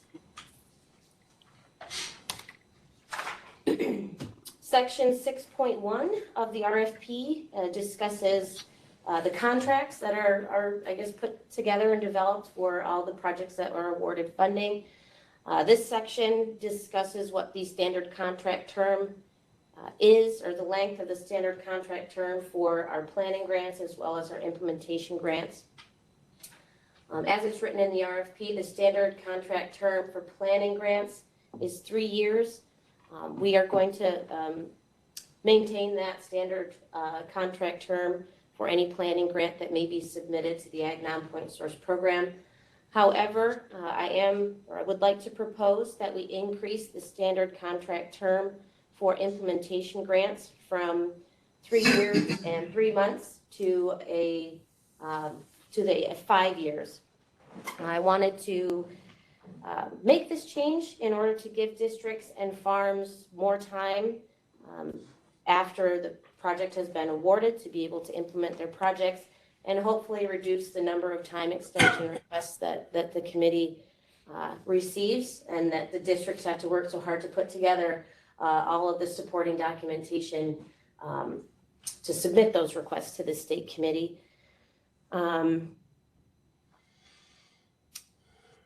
Given the kind of unknowns that we've been running into in terms of actually getting contracts executed and the length of time from when we're able to make awards to when a fully executed contract is put in place, I think having a longer contract term, particularly for implementation grants, right from the beginning will help overcome some of those issues and take some of the stress off of not having several months in the beginning to be able to do any implementation. Bethany, would there be any way to incentivize though if districts really just got, like, let's say it's a soil health cover crop project and that's like 3 years, and this is what we do the cover crop funding for. And other examples, ways to incentivize, continue like 2 or 3 years and done, just so that things don't linger too much and costs don't overrun as much as they often do with longer term projects. Not a discussion or decision we need to make today, but something we could add into proceed. Yeah, I think we could. We certainly, through our database tracking, we track when projects are completed. So we track the actual contract term as well as the date that they're completed or that we sign off on the closeout report. So I think there's a way we could produce a report that shows, that districts have been more than timely, I guess, in the completion of those particular projects. Right now, we provide our review panel with an output from our database that shows if anyone is past due in their submittal of contract reports. So I think we could do the opposite and show that these districts have been really timely. Yeah. And then subsequently, we'd have to build in like maybe a scoring criteria into our rating sheet to give preference to those districts that have been particularly timely. I think that's one way we could do it. Yeah. I just think, well, and the financial disincentive for having projects not last that long is probably the best one, right? And or the financial incentive to get things wrapped up relatively quickly. But I like it because again, we spend a lot of time, especially this time of year, going through and approving time extensions, and there's always good reason for them, but there's been very few that have ever been denied by the committee over the years. Right. So, yeah. Okay. Thank you. Welcome. So that brings me to our proposal rating sheet. So again, if anyone wants me to click to the actual RFP to look at this stuff further, please let me know, but I did do a couple of copy and pasting to show where we've made some updates. Most of the changes have been made to our identified need category, which is the big one, the big scoring category through Agnon Point Source. It has a maximum score of 25 points, which is approximately 50% of the overall score that an application could receive. So this particular category is broken up into 2 subcategories. The first looks at the watershed analysis, assessment, and planning that's already been conducted to document the pollutants of concern and likely non-point sources of pollution in the watershed. So I have attempted to clean up this section a little bit to make it very clear and concise to not only districts but to reviewers, specific to the information that we're actually looking for here. So the first bullet that is in red has been updated to state that the application clearly describes the watershed analysis that has been conducted to document pollutants of concern. So we made that initial statement a little bit more broad, but we also listed out a number of different examples that a district could use to help document the level of watershed analysis that has been conducted. And this could include the priority water body list, 303D list of impaired waters, drinking water source protection plan, a harmful algal bloom action plan, any watershed-based management plan that might be available, or any local studies that have been conducted. And this could be, watershed sampling that the district implemented, or maybe a local college or something. But we wanted to list those examples just to give districts a selection and some ideas of where they could look for information. The second bullet states that agriculture has been identified as a potential source of pollution or impairment through documented watershed analysis. And this is the scoring category that I guess historically we referenced the priority water body list here, but we wanted to still give priority to watersheds or water bodies that do have agriculture as a documented or as an identified potential source, but we really didn't want to specify where, what source, what document was identifying that. So we kind of left it through broadly to state through the documented watershed analysis. So again, we removed specific criteria that referenced, the source of pollution on the PWL, but we still wanted to give preference to those water bodies and watersheds where agriculture has been identified. Do we want to just take a minute to talk a little bit about the changes to the PWL that they actually don't identify source anymore? Yep, broadly. So we met with folks who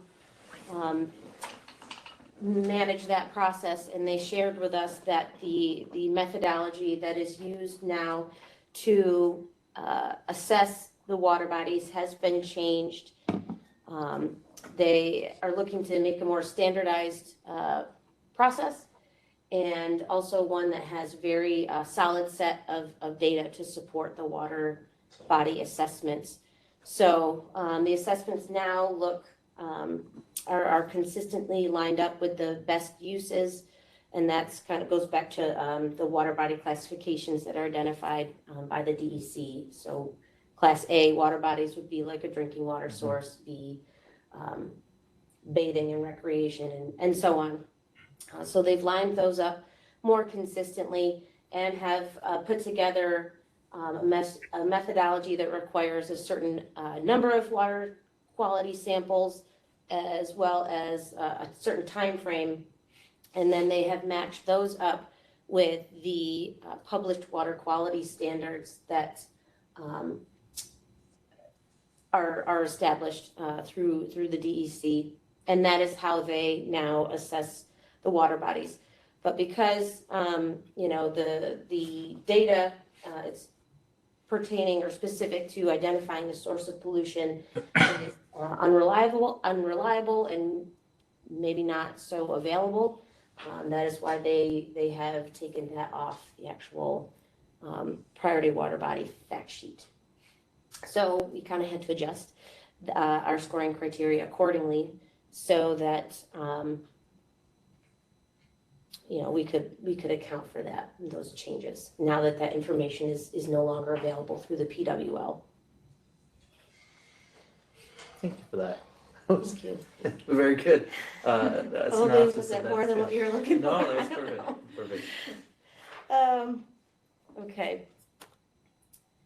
So sorry for the small font, but the second subcategory, I guess, of our identified needs section is that the project addresses a significant identified need or opportunity.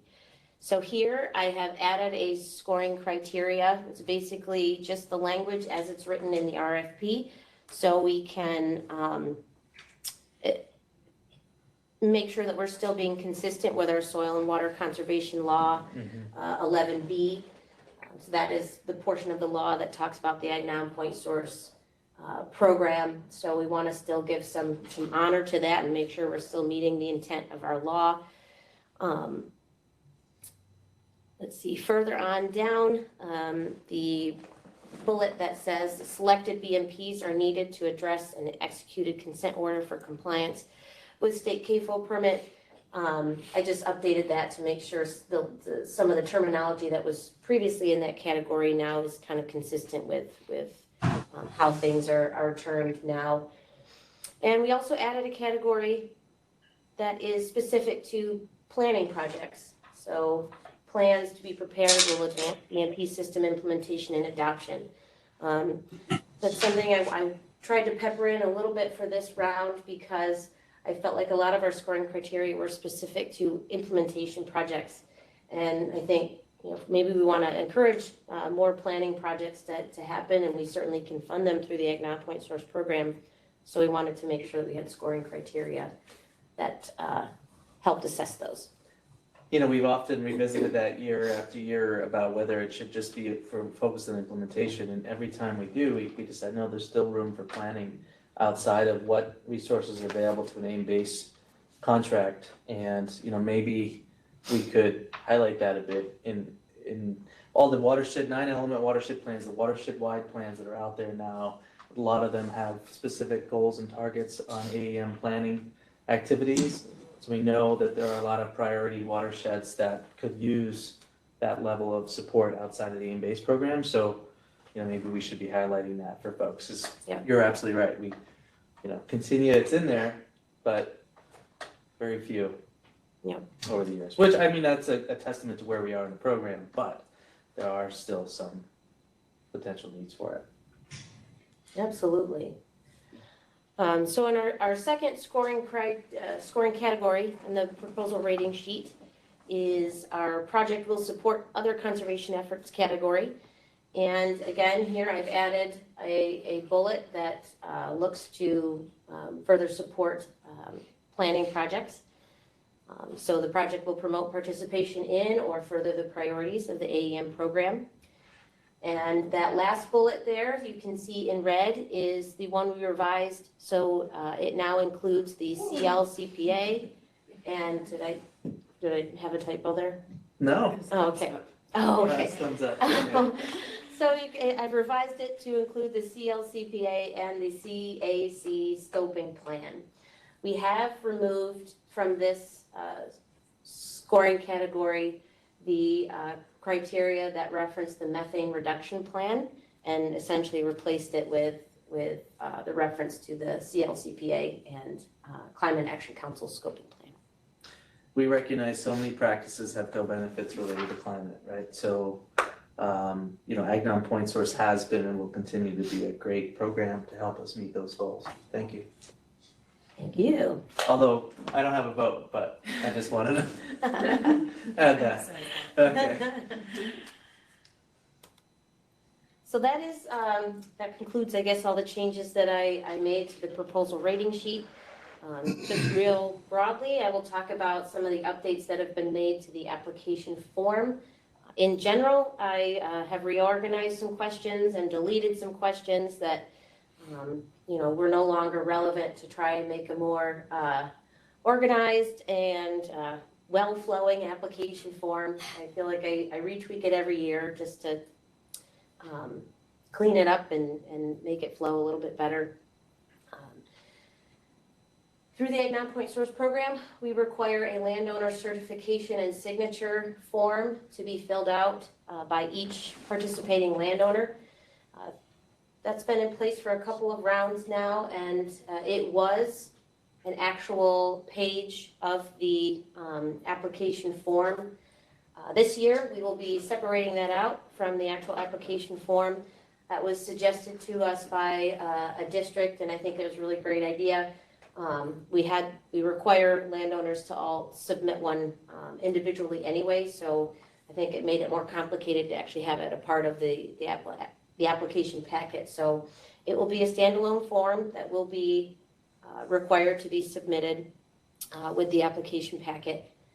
We've also updated the ag waste storage screening tool to revise it to accommodate our short-term waste collection and transfer system. And I'll highlight those changes really quick. What you see on the screen, again, apologize, it's so small, but this is our waste storage screening tool. It's a fillable form that's part of the application packet. In this first question number 1, I guess we've updated that specifically in the BMP system title column. We've added a drop-down option so districts can select either waste storage and transfer system or short-term waste collection and transfer system. We've also added a drop-down option for the AEM plan completed column to make it easy. Districts can just select which particular AEM plan has been completed for that farm. Put that in there to make sure we're getting consistent responses, and we're also it'll be easy for us to confirm that the participating landowner has met the planning requirement prerequisite. Let's see. Number 2 was updated just to be more clear that we're looking for information regarding the current waste management practices that are happening. on the farm. Previously, it was a little bit unclear, so we wanted to make sure to clarify that. Number 3, particularly in the third column where we list the type of agricultural material or waste to be stored, we made that consistent with the documents that were developed for the short-term waste collection and transfer system, just to make sure we're being all-inclusive in that column. But that is the last update that we made to this particular screening tool, and concludes my overview of the changes that are being proposed for round 29. Are there any questions, or should I go open up the actual RFP document? Please let me know. Bethany, I just want to provide a little backup here. So when districts are filling out their project narratives, a lot of this information may be duplicated, so it might be contained in the narratives that the rankers will read. But one of the goals of this is to really extract those key details of that project so that rankers can, absorb what was in that narrative, but not have to keep searching through all that language and then go back to information here for those crucial details to just speed things along. And I just wanted to provide some clarification why there is redundancy in our process. Yeah, thanks, Ron, for that. That's a really good point, and I appreciate you bringing that up. A lot of work, Bethany. Wow. Thank you. Questions, everybody? Comments on this? In this virtual type or hybrid type meeting arrangement, we talked about it. I like this approach, and Jennifer and Bethany working together to do like PowerPoints for their various for the different programs. Because when we're all sitting around in a room, it's easy for us to leaf through the actual draft document. So I hope that this gave you guys the flavor of not the flavor, but actually gave you what areas that we're planning on changing and those that are important for your consideration in the approval of the full RFP. So we're still looking for approvals by the committee of both the RFP and rating sheet. I thought that this was the best format to describe what those changes were. But as Bethany said, she's got the document ready if you need to take that look as well. Any questions, anyone? Any comments? Looking for a motion to approve the round 29 Ag non-point source RFP rating sheet. So moved. Second. Approved, moved and seconded. We'll go to voting. Scott? Yay. Erica? Aye. Darren? Aye. Dave? Aye. Approved. Thank you very much, everyone. And thank you, Bethany, for all the work. Thank you all. Thank you for your consideration and approval. Shortly after this meeting, my goal is to get this down to our finance office and subsequently council's office so we can start that review process and hopefully be on target to release in January. Yes, thank you all. Great. Well, thank everyone that did all the work on it. Jennifer, you're up.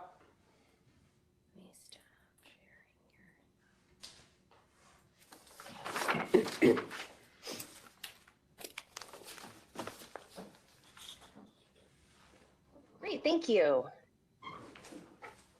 So I am going to follow the same format as Bethany.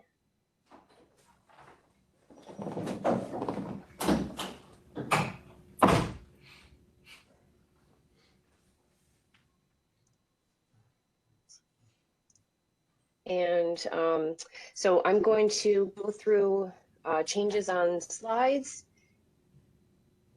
And I do also have the actual RFP draft and proposal sheet should we want to look at actual language. Okay, so round 7, the funding is coming from EPF's state fiscal year 22-23, which are the CRF line item had 16.75 million. 500,000 of that is carved out to Cornell Soil Health. We have 1.25 million set aside for planning and pilots that is not yet encumbered, so not yet dedicated to anything. And then proposing 15 million for round 7. And just a reminder, we awarded 8.4 million in round 6, and we received 13 million in requested funding. So we're almost doubling our round again of available funding and surpassing what was requested in round 6 with a 15 million RFP for round 7. So that breakdown would be 5 million for track 1, livestock management, alternative waste management, and precision feed management. Track 2, 6 million for adaptation and resiliency, and track 3, healthy soils and Y, 4 million. So a proposed timeline would be a similar release as Ag Non-Point Source in January after all the approvals have been made. Applications would be due in June, leaving it open longer than round 6. Scoring would be occur in June, July, approximately, with a ranked list potentially coming to the state committee in 2023.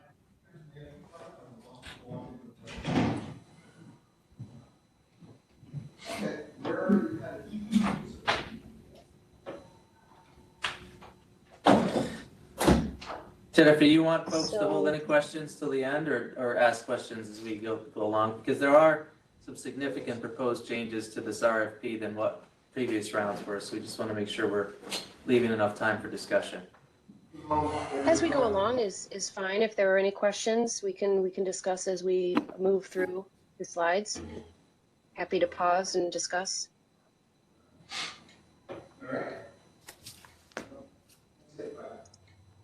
So some key highlights and differences of the CRF program, specifically against Ag Non-Point Source, is that farm eligibility is not tied to priority watersheds. The main goal of the program is to reduce greenhouse gas emissions and increase farm resiliency. And equipment is eligible when implementing BMPs directly related to the function of the equipment. And water management projects may have the project site that is off farmland but benefits farms up or downstream. Those aren't changes to the program for round 7. Those are just some key differences that I thought I'd take the opportunity to point out again.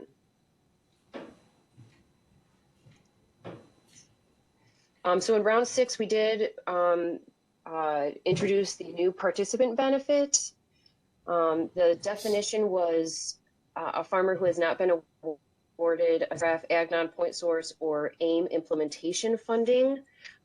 For round 7, we're proposing to change that definition slightly to just farms that have not been awarded CRF or Ag Non-Point Source grants. This will just make it a little easier for us to verify, as well as perhaps open it up to a little more participants. We really found a response to this in round 6, and the more participants, the better. It's really meant to be something that is driving new participants to the program. So ease of meeting these preference points is want to provide. And then also adding a new beginner or a beginning farmer element. Using the NRCS definition of a farmer who has not operated a farm more than 10 consecutive years.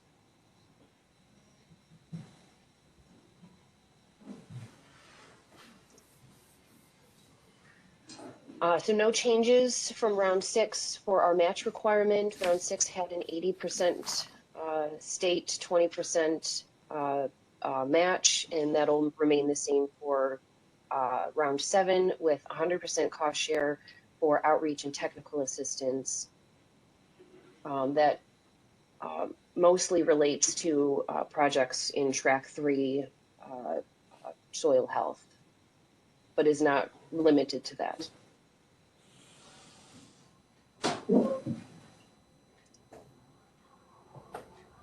So most of our changes come in the expansion that we're doing, that we're proposing for the 3 tracks that we currently already have. But I am just going to quickly go through this scoring criteria, and then we'll focus on how those tracks are going to be expanded. So for our scoring criteria, this is something we updated for round 6 and will remain the same for round 7. We do have 4 reviewers to the program, so 50 points per reviewer means a total points available is 200. 205 if you add on the preference points for a new participant and beginning farmer. So our categories for scoring include greenhouse gas emission reduction and resiliency, adequate scope of work, budgeting, and cost effectiveness. I think these categories worked well in round 6. And perhaps just a little bit of tweaking as far as the kinds of information we ask for justifying and detailing your greenhouse gas emission reduction and resiliency, and that'll help applicants communicate with each other through that category.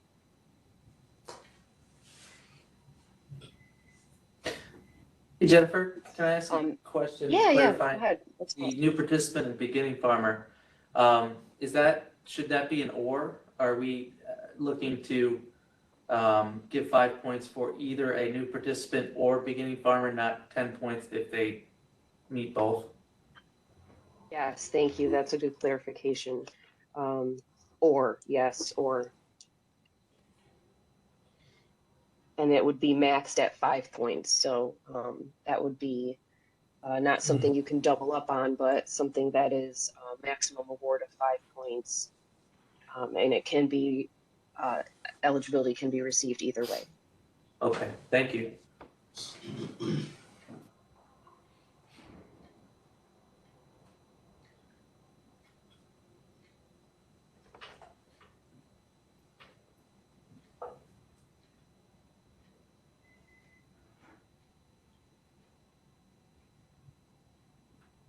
So this is the same scoring criteria that we did have for round 6. So I'm not gonna go through all of this word for word. We did have more emphasis on co-benefits in the past round, and I think that came through in the applications and did help reviewers understand the more fuller picture of the project. And I think some feedback we received from reviewers is more detail, and I think we're going to try and provide districts with either more information on how they can provide more detail, or try and connect the tools that can help them provide more detail to their projects. So really, I'm just going to focus here more on the changes that will be made or proposed for round 7. So it all really mostly lies in expanding out the existing tracks that we have. So our track 1 was focused on covering flare systems. Track 1 is going to be proposed to be expanded out to livestock management, alternative waste management, and precision feed management.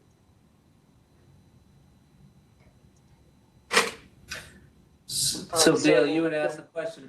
I'm sorry, Jennifer. You had asked the question earlier about when we start really discussing how our programs can impact the targets of the CLCPA. We're attempting to do that with this round, given the additional funding that we have, expanding out the offerings to address manure management as a whole, manure management that emphasizes the reduction of methane, and also precision feed management, kind of building on what those lessons were, learned over time in the New York City watershed from a nutrient standpoint, but relying on advancement of tools to help us balance out feeding for methane reduction. So that's an important emphasis, something to kind of really think about here. The expansion of eligible BMPs means that we're expanding into these areas, but, and Jennifer, you probably hit on this, it doesn't mean that we're walking away from cover and flare. We know that that's going to be a continual emphasis for manure management with the retrofits that need to happen in a very short period of time. So trying still very much to focus our efforts in those areas while expanding out to meet other types of needs on other farms. Because one thing we learned through the process of the scoping plan was that one size doesn't fit all, right? So trying to figure out how we can be more preventative while also, very much focusing on retrofitting of existing storages. So I just wanted to pause on that and wanted to make sure that we're, doing this discussion justice on these proposed changes.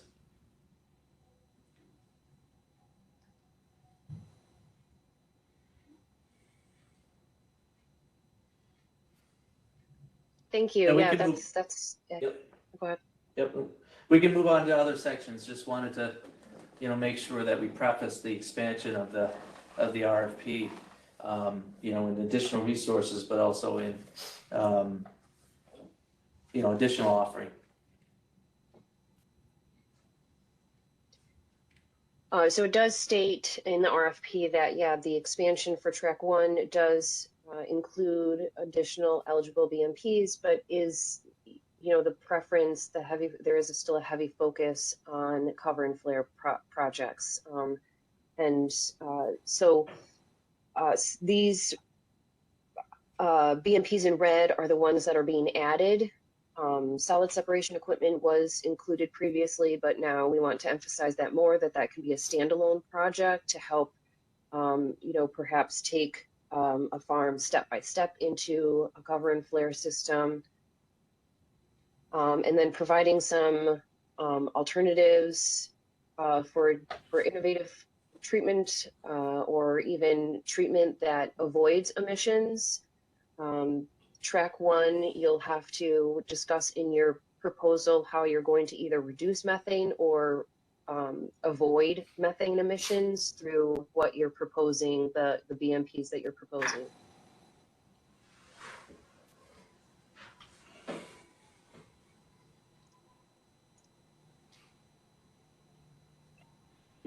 So for track 2, go ahead. Just wondering, is that methane only or carbon dioxide included? So great question. So the intent of the overall climate resilient farming program is to reduce greenhouse gases.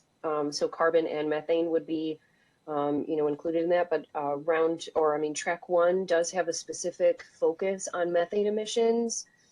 So, although you may be able to discuss reduction in carbon through potential fuel savings through some of these BMP changes, management changes, these systems or practices mostly focus on reducing methane that is produced through manure on farm. So specific focus on methane, but all the applications should provide as much detail as possible about perhaps all of the greenhouse gases and or co-benefits that these projects will help the farm realize.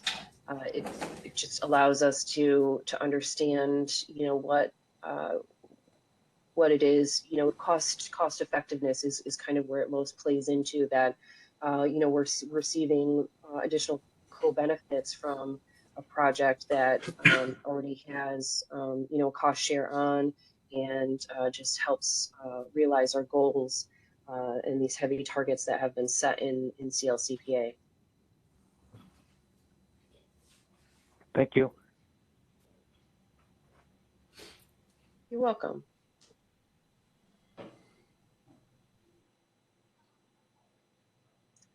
So track 2 was water management and proposing to expand that out to adaptation and resiliency, again with a really strong, heavy focus on water management projects.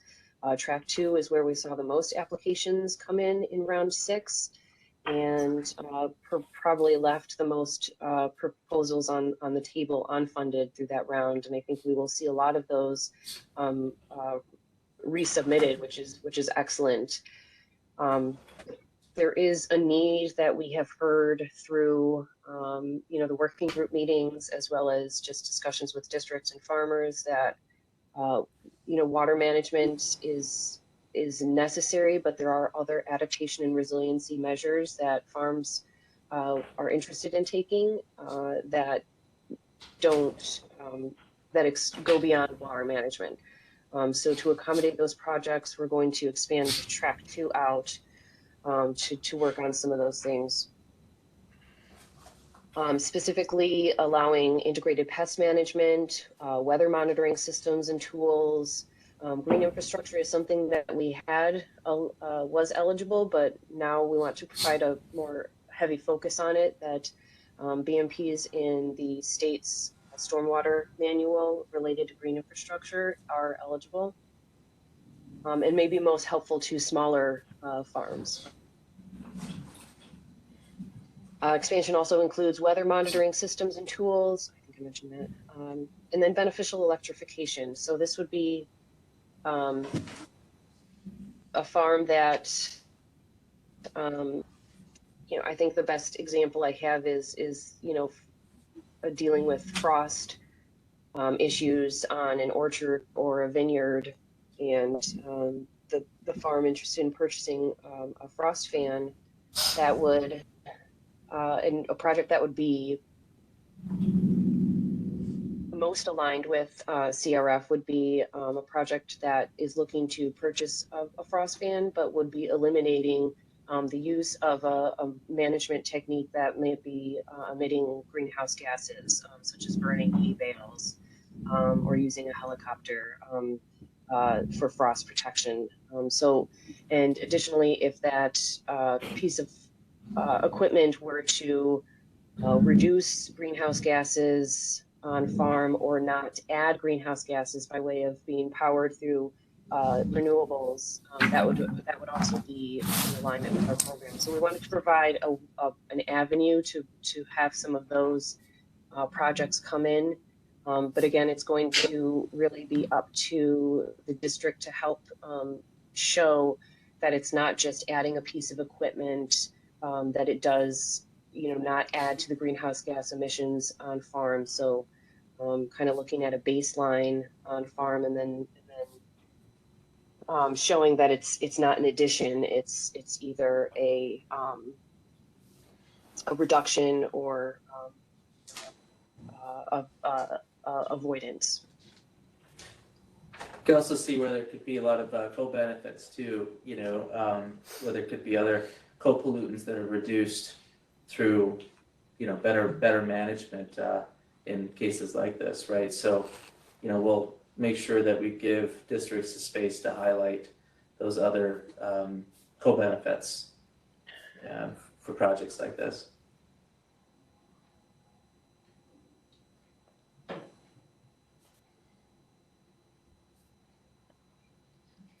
So quantification has been somewhat tricky for round 2 or track 2 projects, in that a lot of the practices proposed for water management aren't in Comet Planner or Comet Farm, which are both eligible tools to use for quantifying greenhouse gas reduction of proposed best management practices.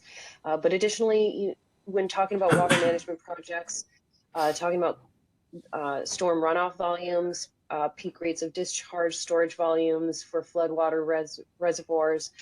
So some more hydrology information is definitely some quantification pieces that districts can include in their application that would be helpful for reviewers and helpful for quantifying benefits of projects. So there'll be some information about using those types of tools and providing that type of information in round 7.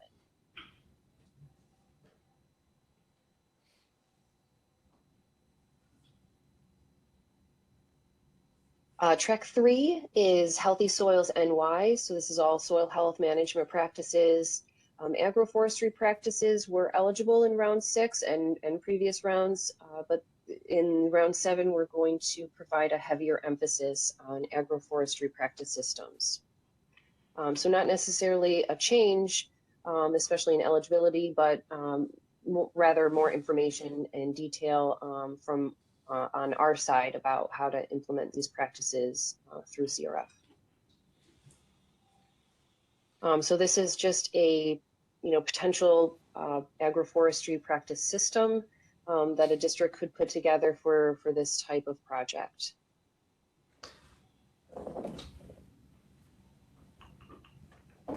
And just kind of for future work on agroforestry, we are making some connections with some folks working in agroforestry to better provide examples of this type of system and how to plan for agroforestry system. So some training coming down the pike for this.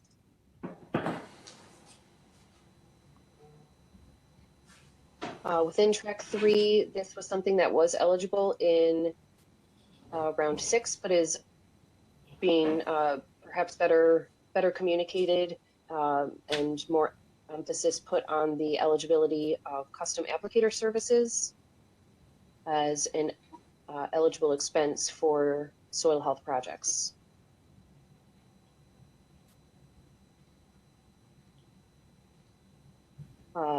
As well as the use of digital technology.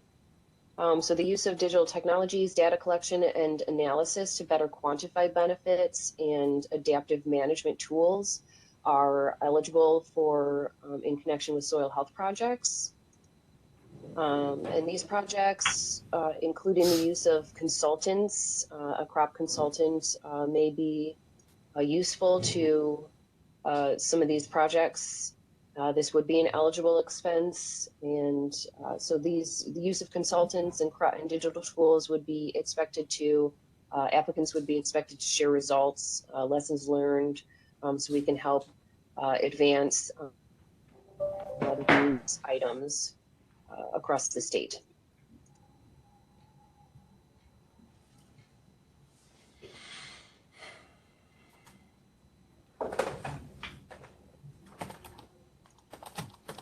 One thing that we did hear through the working group meetings is that sometimes in talking about soil health practices, an economic analysis is helpful for the farm to see the actual development of an economic analysis for, say, soil health or cover cropping on a farm would not be eligible, but it could be used as match if this is something that is worked into a project, and the of this analysis at an outreach event, the outreach event itself could be eligible. So there could be some ties there in how to really communicate and tie in the economic piece of soil health for when talking to farms.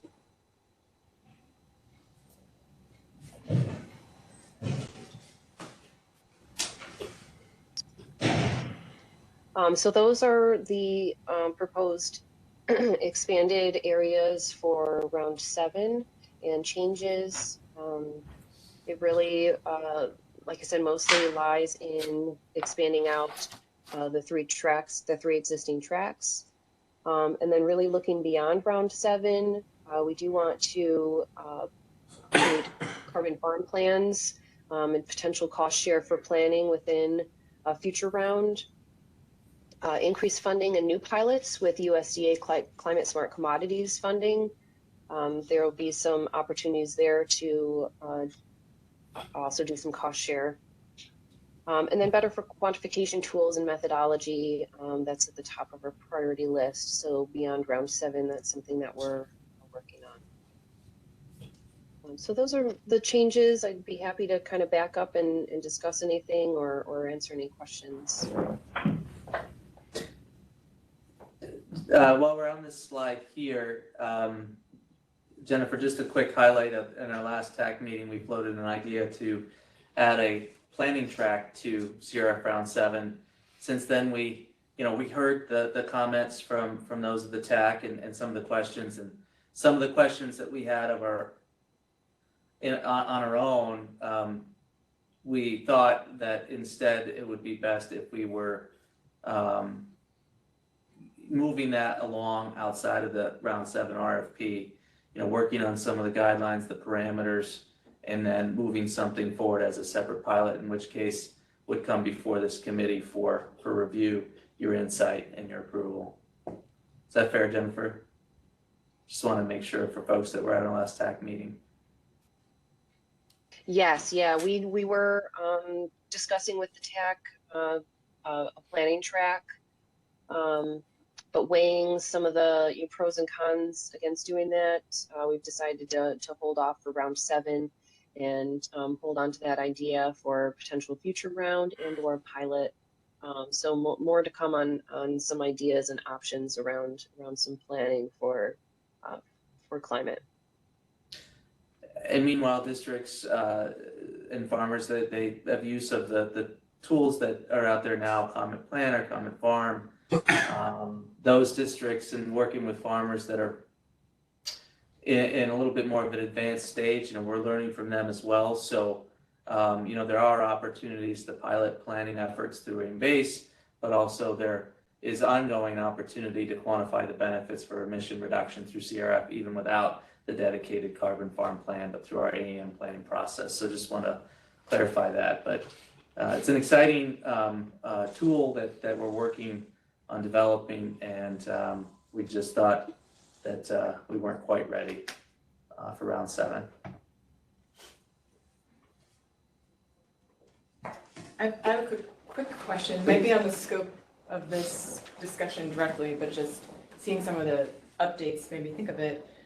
When either in the proposal process or in the reporting process, do you ask how farmers are learning about CRF and how districts are kind of connecting with them, and thinking about both the appeal and interest to reach the new audience of farmers, but also having one of the new components be the outreach. And is there a way to, if there's support on the outreach side, is that meeting the desire to connect with new farmers or just better understanding? So certainly not something that would need to adjust at this point, but just a thought of how are those new folks coming in, and is there a way to track that and some of the outreach components of the funding that's available?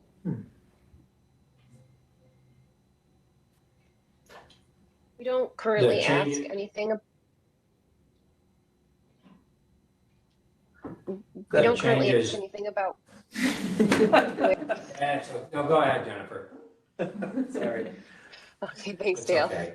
We don't currently ask about outreach or how they do come to find, but we, in last round for round 6, we did a lot of outreach to associations, some newsletters through counties, as well as our own department, and word definitely got out. There was increased interest that was drawn to the districts, and we, kind of heard through just informal discussions with districts that they received a lot more interest, a lot more farmers reaching out to them. So not, we don't have hard numbers or exact idea of where they're coming from, but it's definitely getting out there, and we're definitely hearing back that some of the avenues that we've reached out to are working. So. Yeah, it's a good question. Before Dale getting to yours, I just want to ask Dustin if he's got any insights on that as well. I know that in an evolving county, for agriculture like Saratoga, and obviously on behalf of the Employees Association, if you've got any thoughts on outreach. Yeah, I know this has been a topic that's come up quite a few times, and the idea of, local outreach is usually done through the districts, their websites, their Facebook pages, if they have them. And just with spot visits to farms. That's usually in our county, one of the biggest outreach efforts that we have is just, when we get out in the county, we're able to stop by some of these operations or talk to the farmers we work with and see who they think we should be talking to local to them. But some of these programs, I know State Committee or Ag and Markets has made some pushes for some of these. It would be great to see some good statewide pushes, make sure that the statewide organizations know about the rounds of funding that are available and get the information out to Lake Farm Bureau and the other organizations that communicate with all of their farmers. We try to do it, but we don't want to miss somebody and miss a good project just because maybe it's somebody we just don't happen to have the information for. Yeah. Yep. Good point.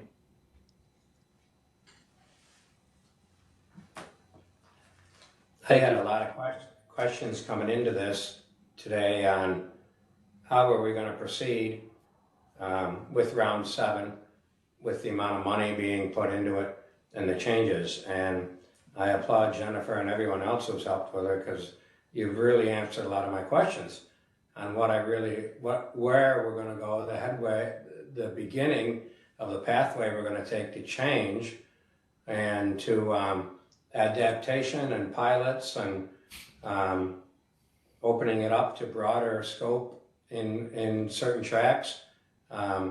Very happy with this. I think it has a great start on to where we need to be going over the next few years.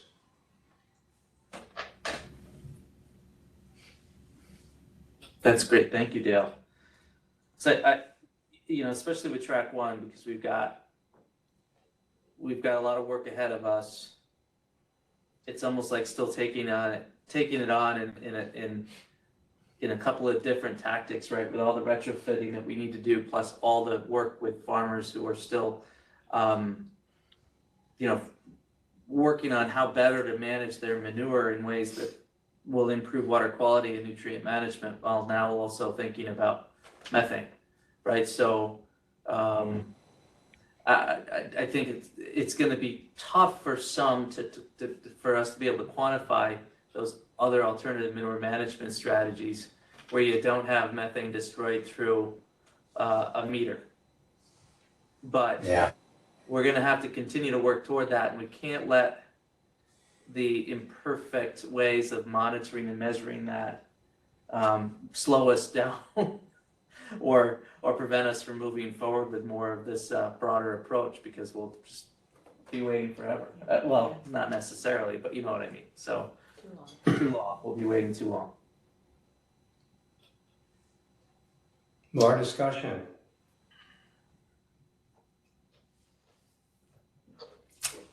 Great work, Jennifer. Really appreciate all you did on this. If there's not going to be further discussion, motion to approve. So moved. CRF, RPF, RFP. Do my tongue straight. Go ahead. So moved. Second. Move. All right, moved and seconded. We'll go to voting. Scott. Aye. Dave. Aye. Erica. Aye. Taryn. Aye. Approved. Thank you. Thank you, everybody that did all the great work on it too. Yeah, thank you. Thank you. Anything else before we pick the next meeting?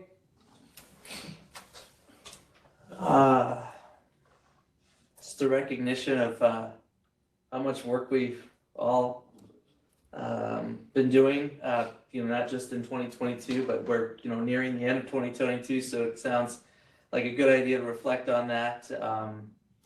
But just so thankful to this team, both the staff and voting members and all our advisory members and all their contributions.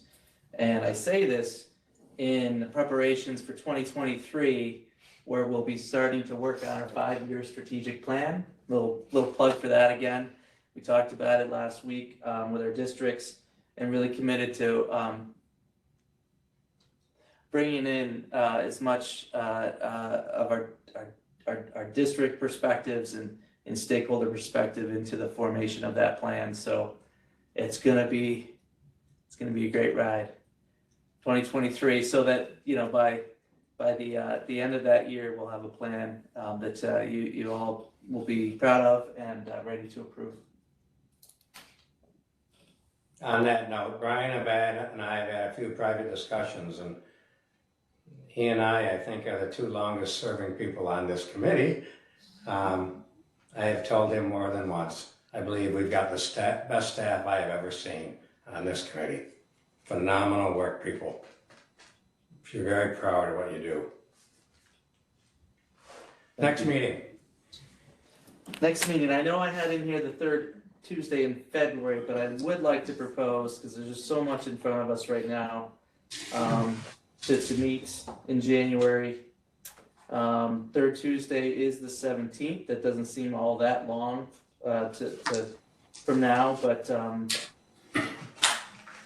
I would propose that we meet on the 17th as a start. I really want to try to make as consistent a schedule as possible for everybody to be able to put it on their calendars at least a quarter in advance.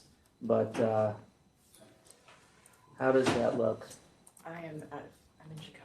You're in Chicago. Okay. All right. Talking about the Great Lakes Petition Fund work. Oh, fun. That's really good. That's great. So, and maybe we could hold off to the 24th. Actually, yeah, the 24th for January. Does that work? Hold on a second, quick look. I think it will.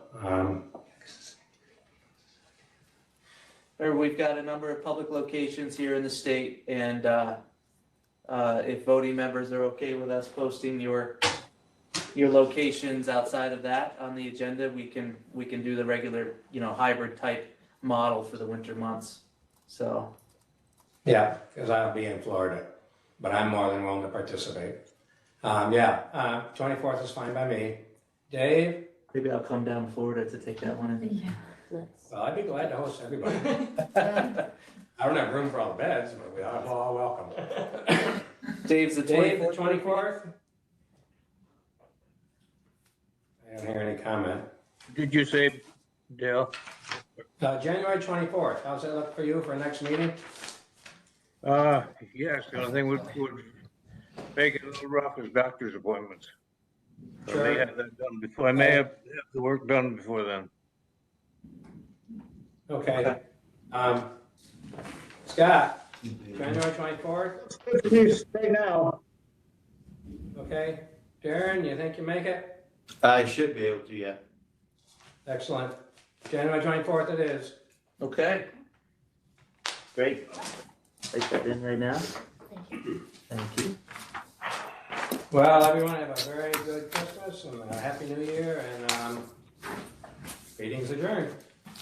Thank you very much. Happy holidays, Happy New Year, Merry Christmas, everyone. Same to you. Thank you. Happy holidays. Yes, Merry Christmas.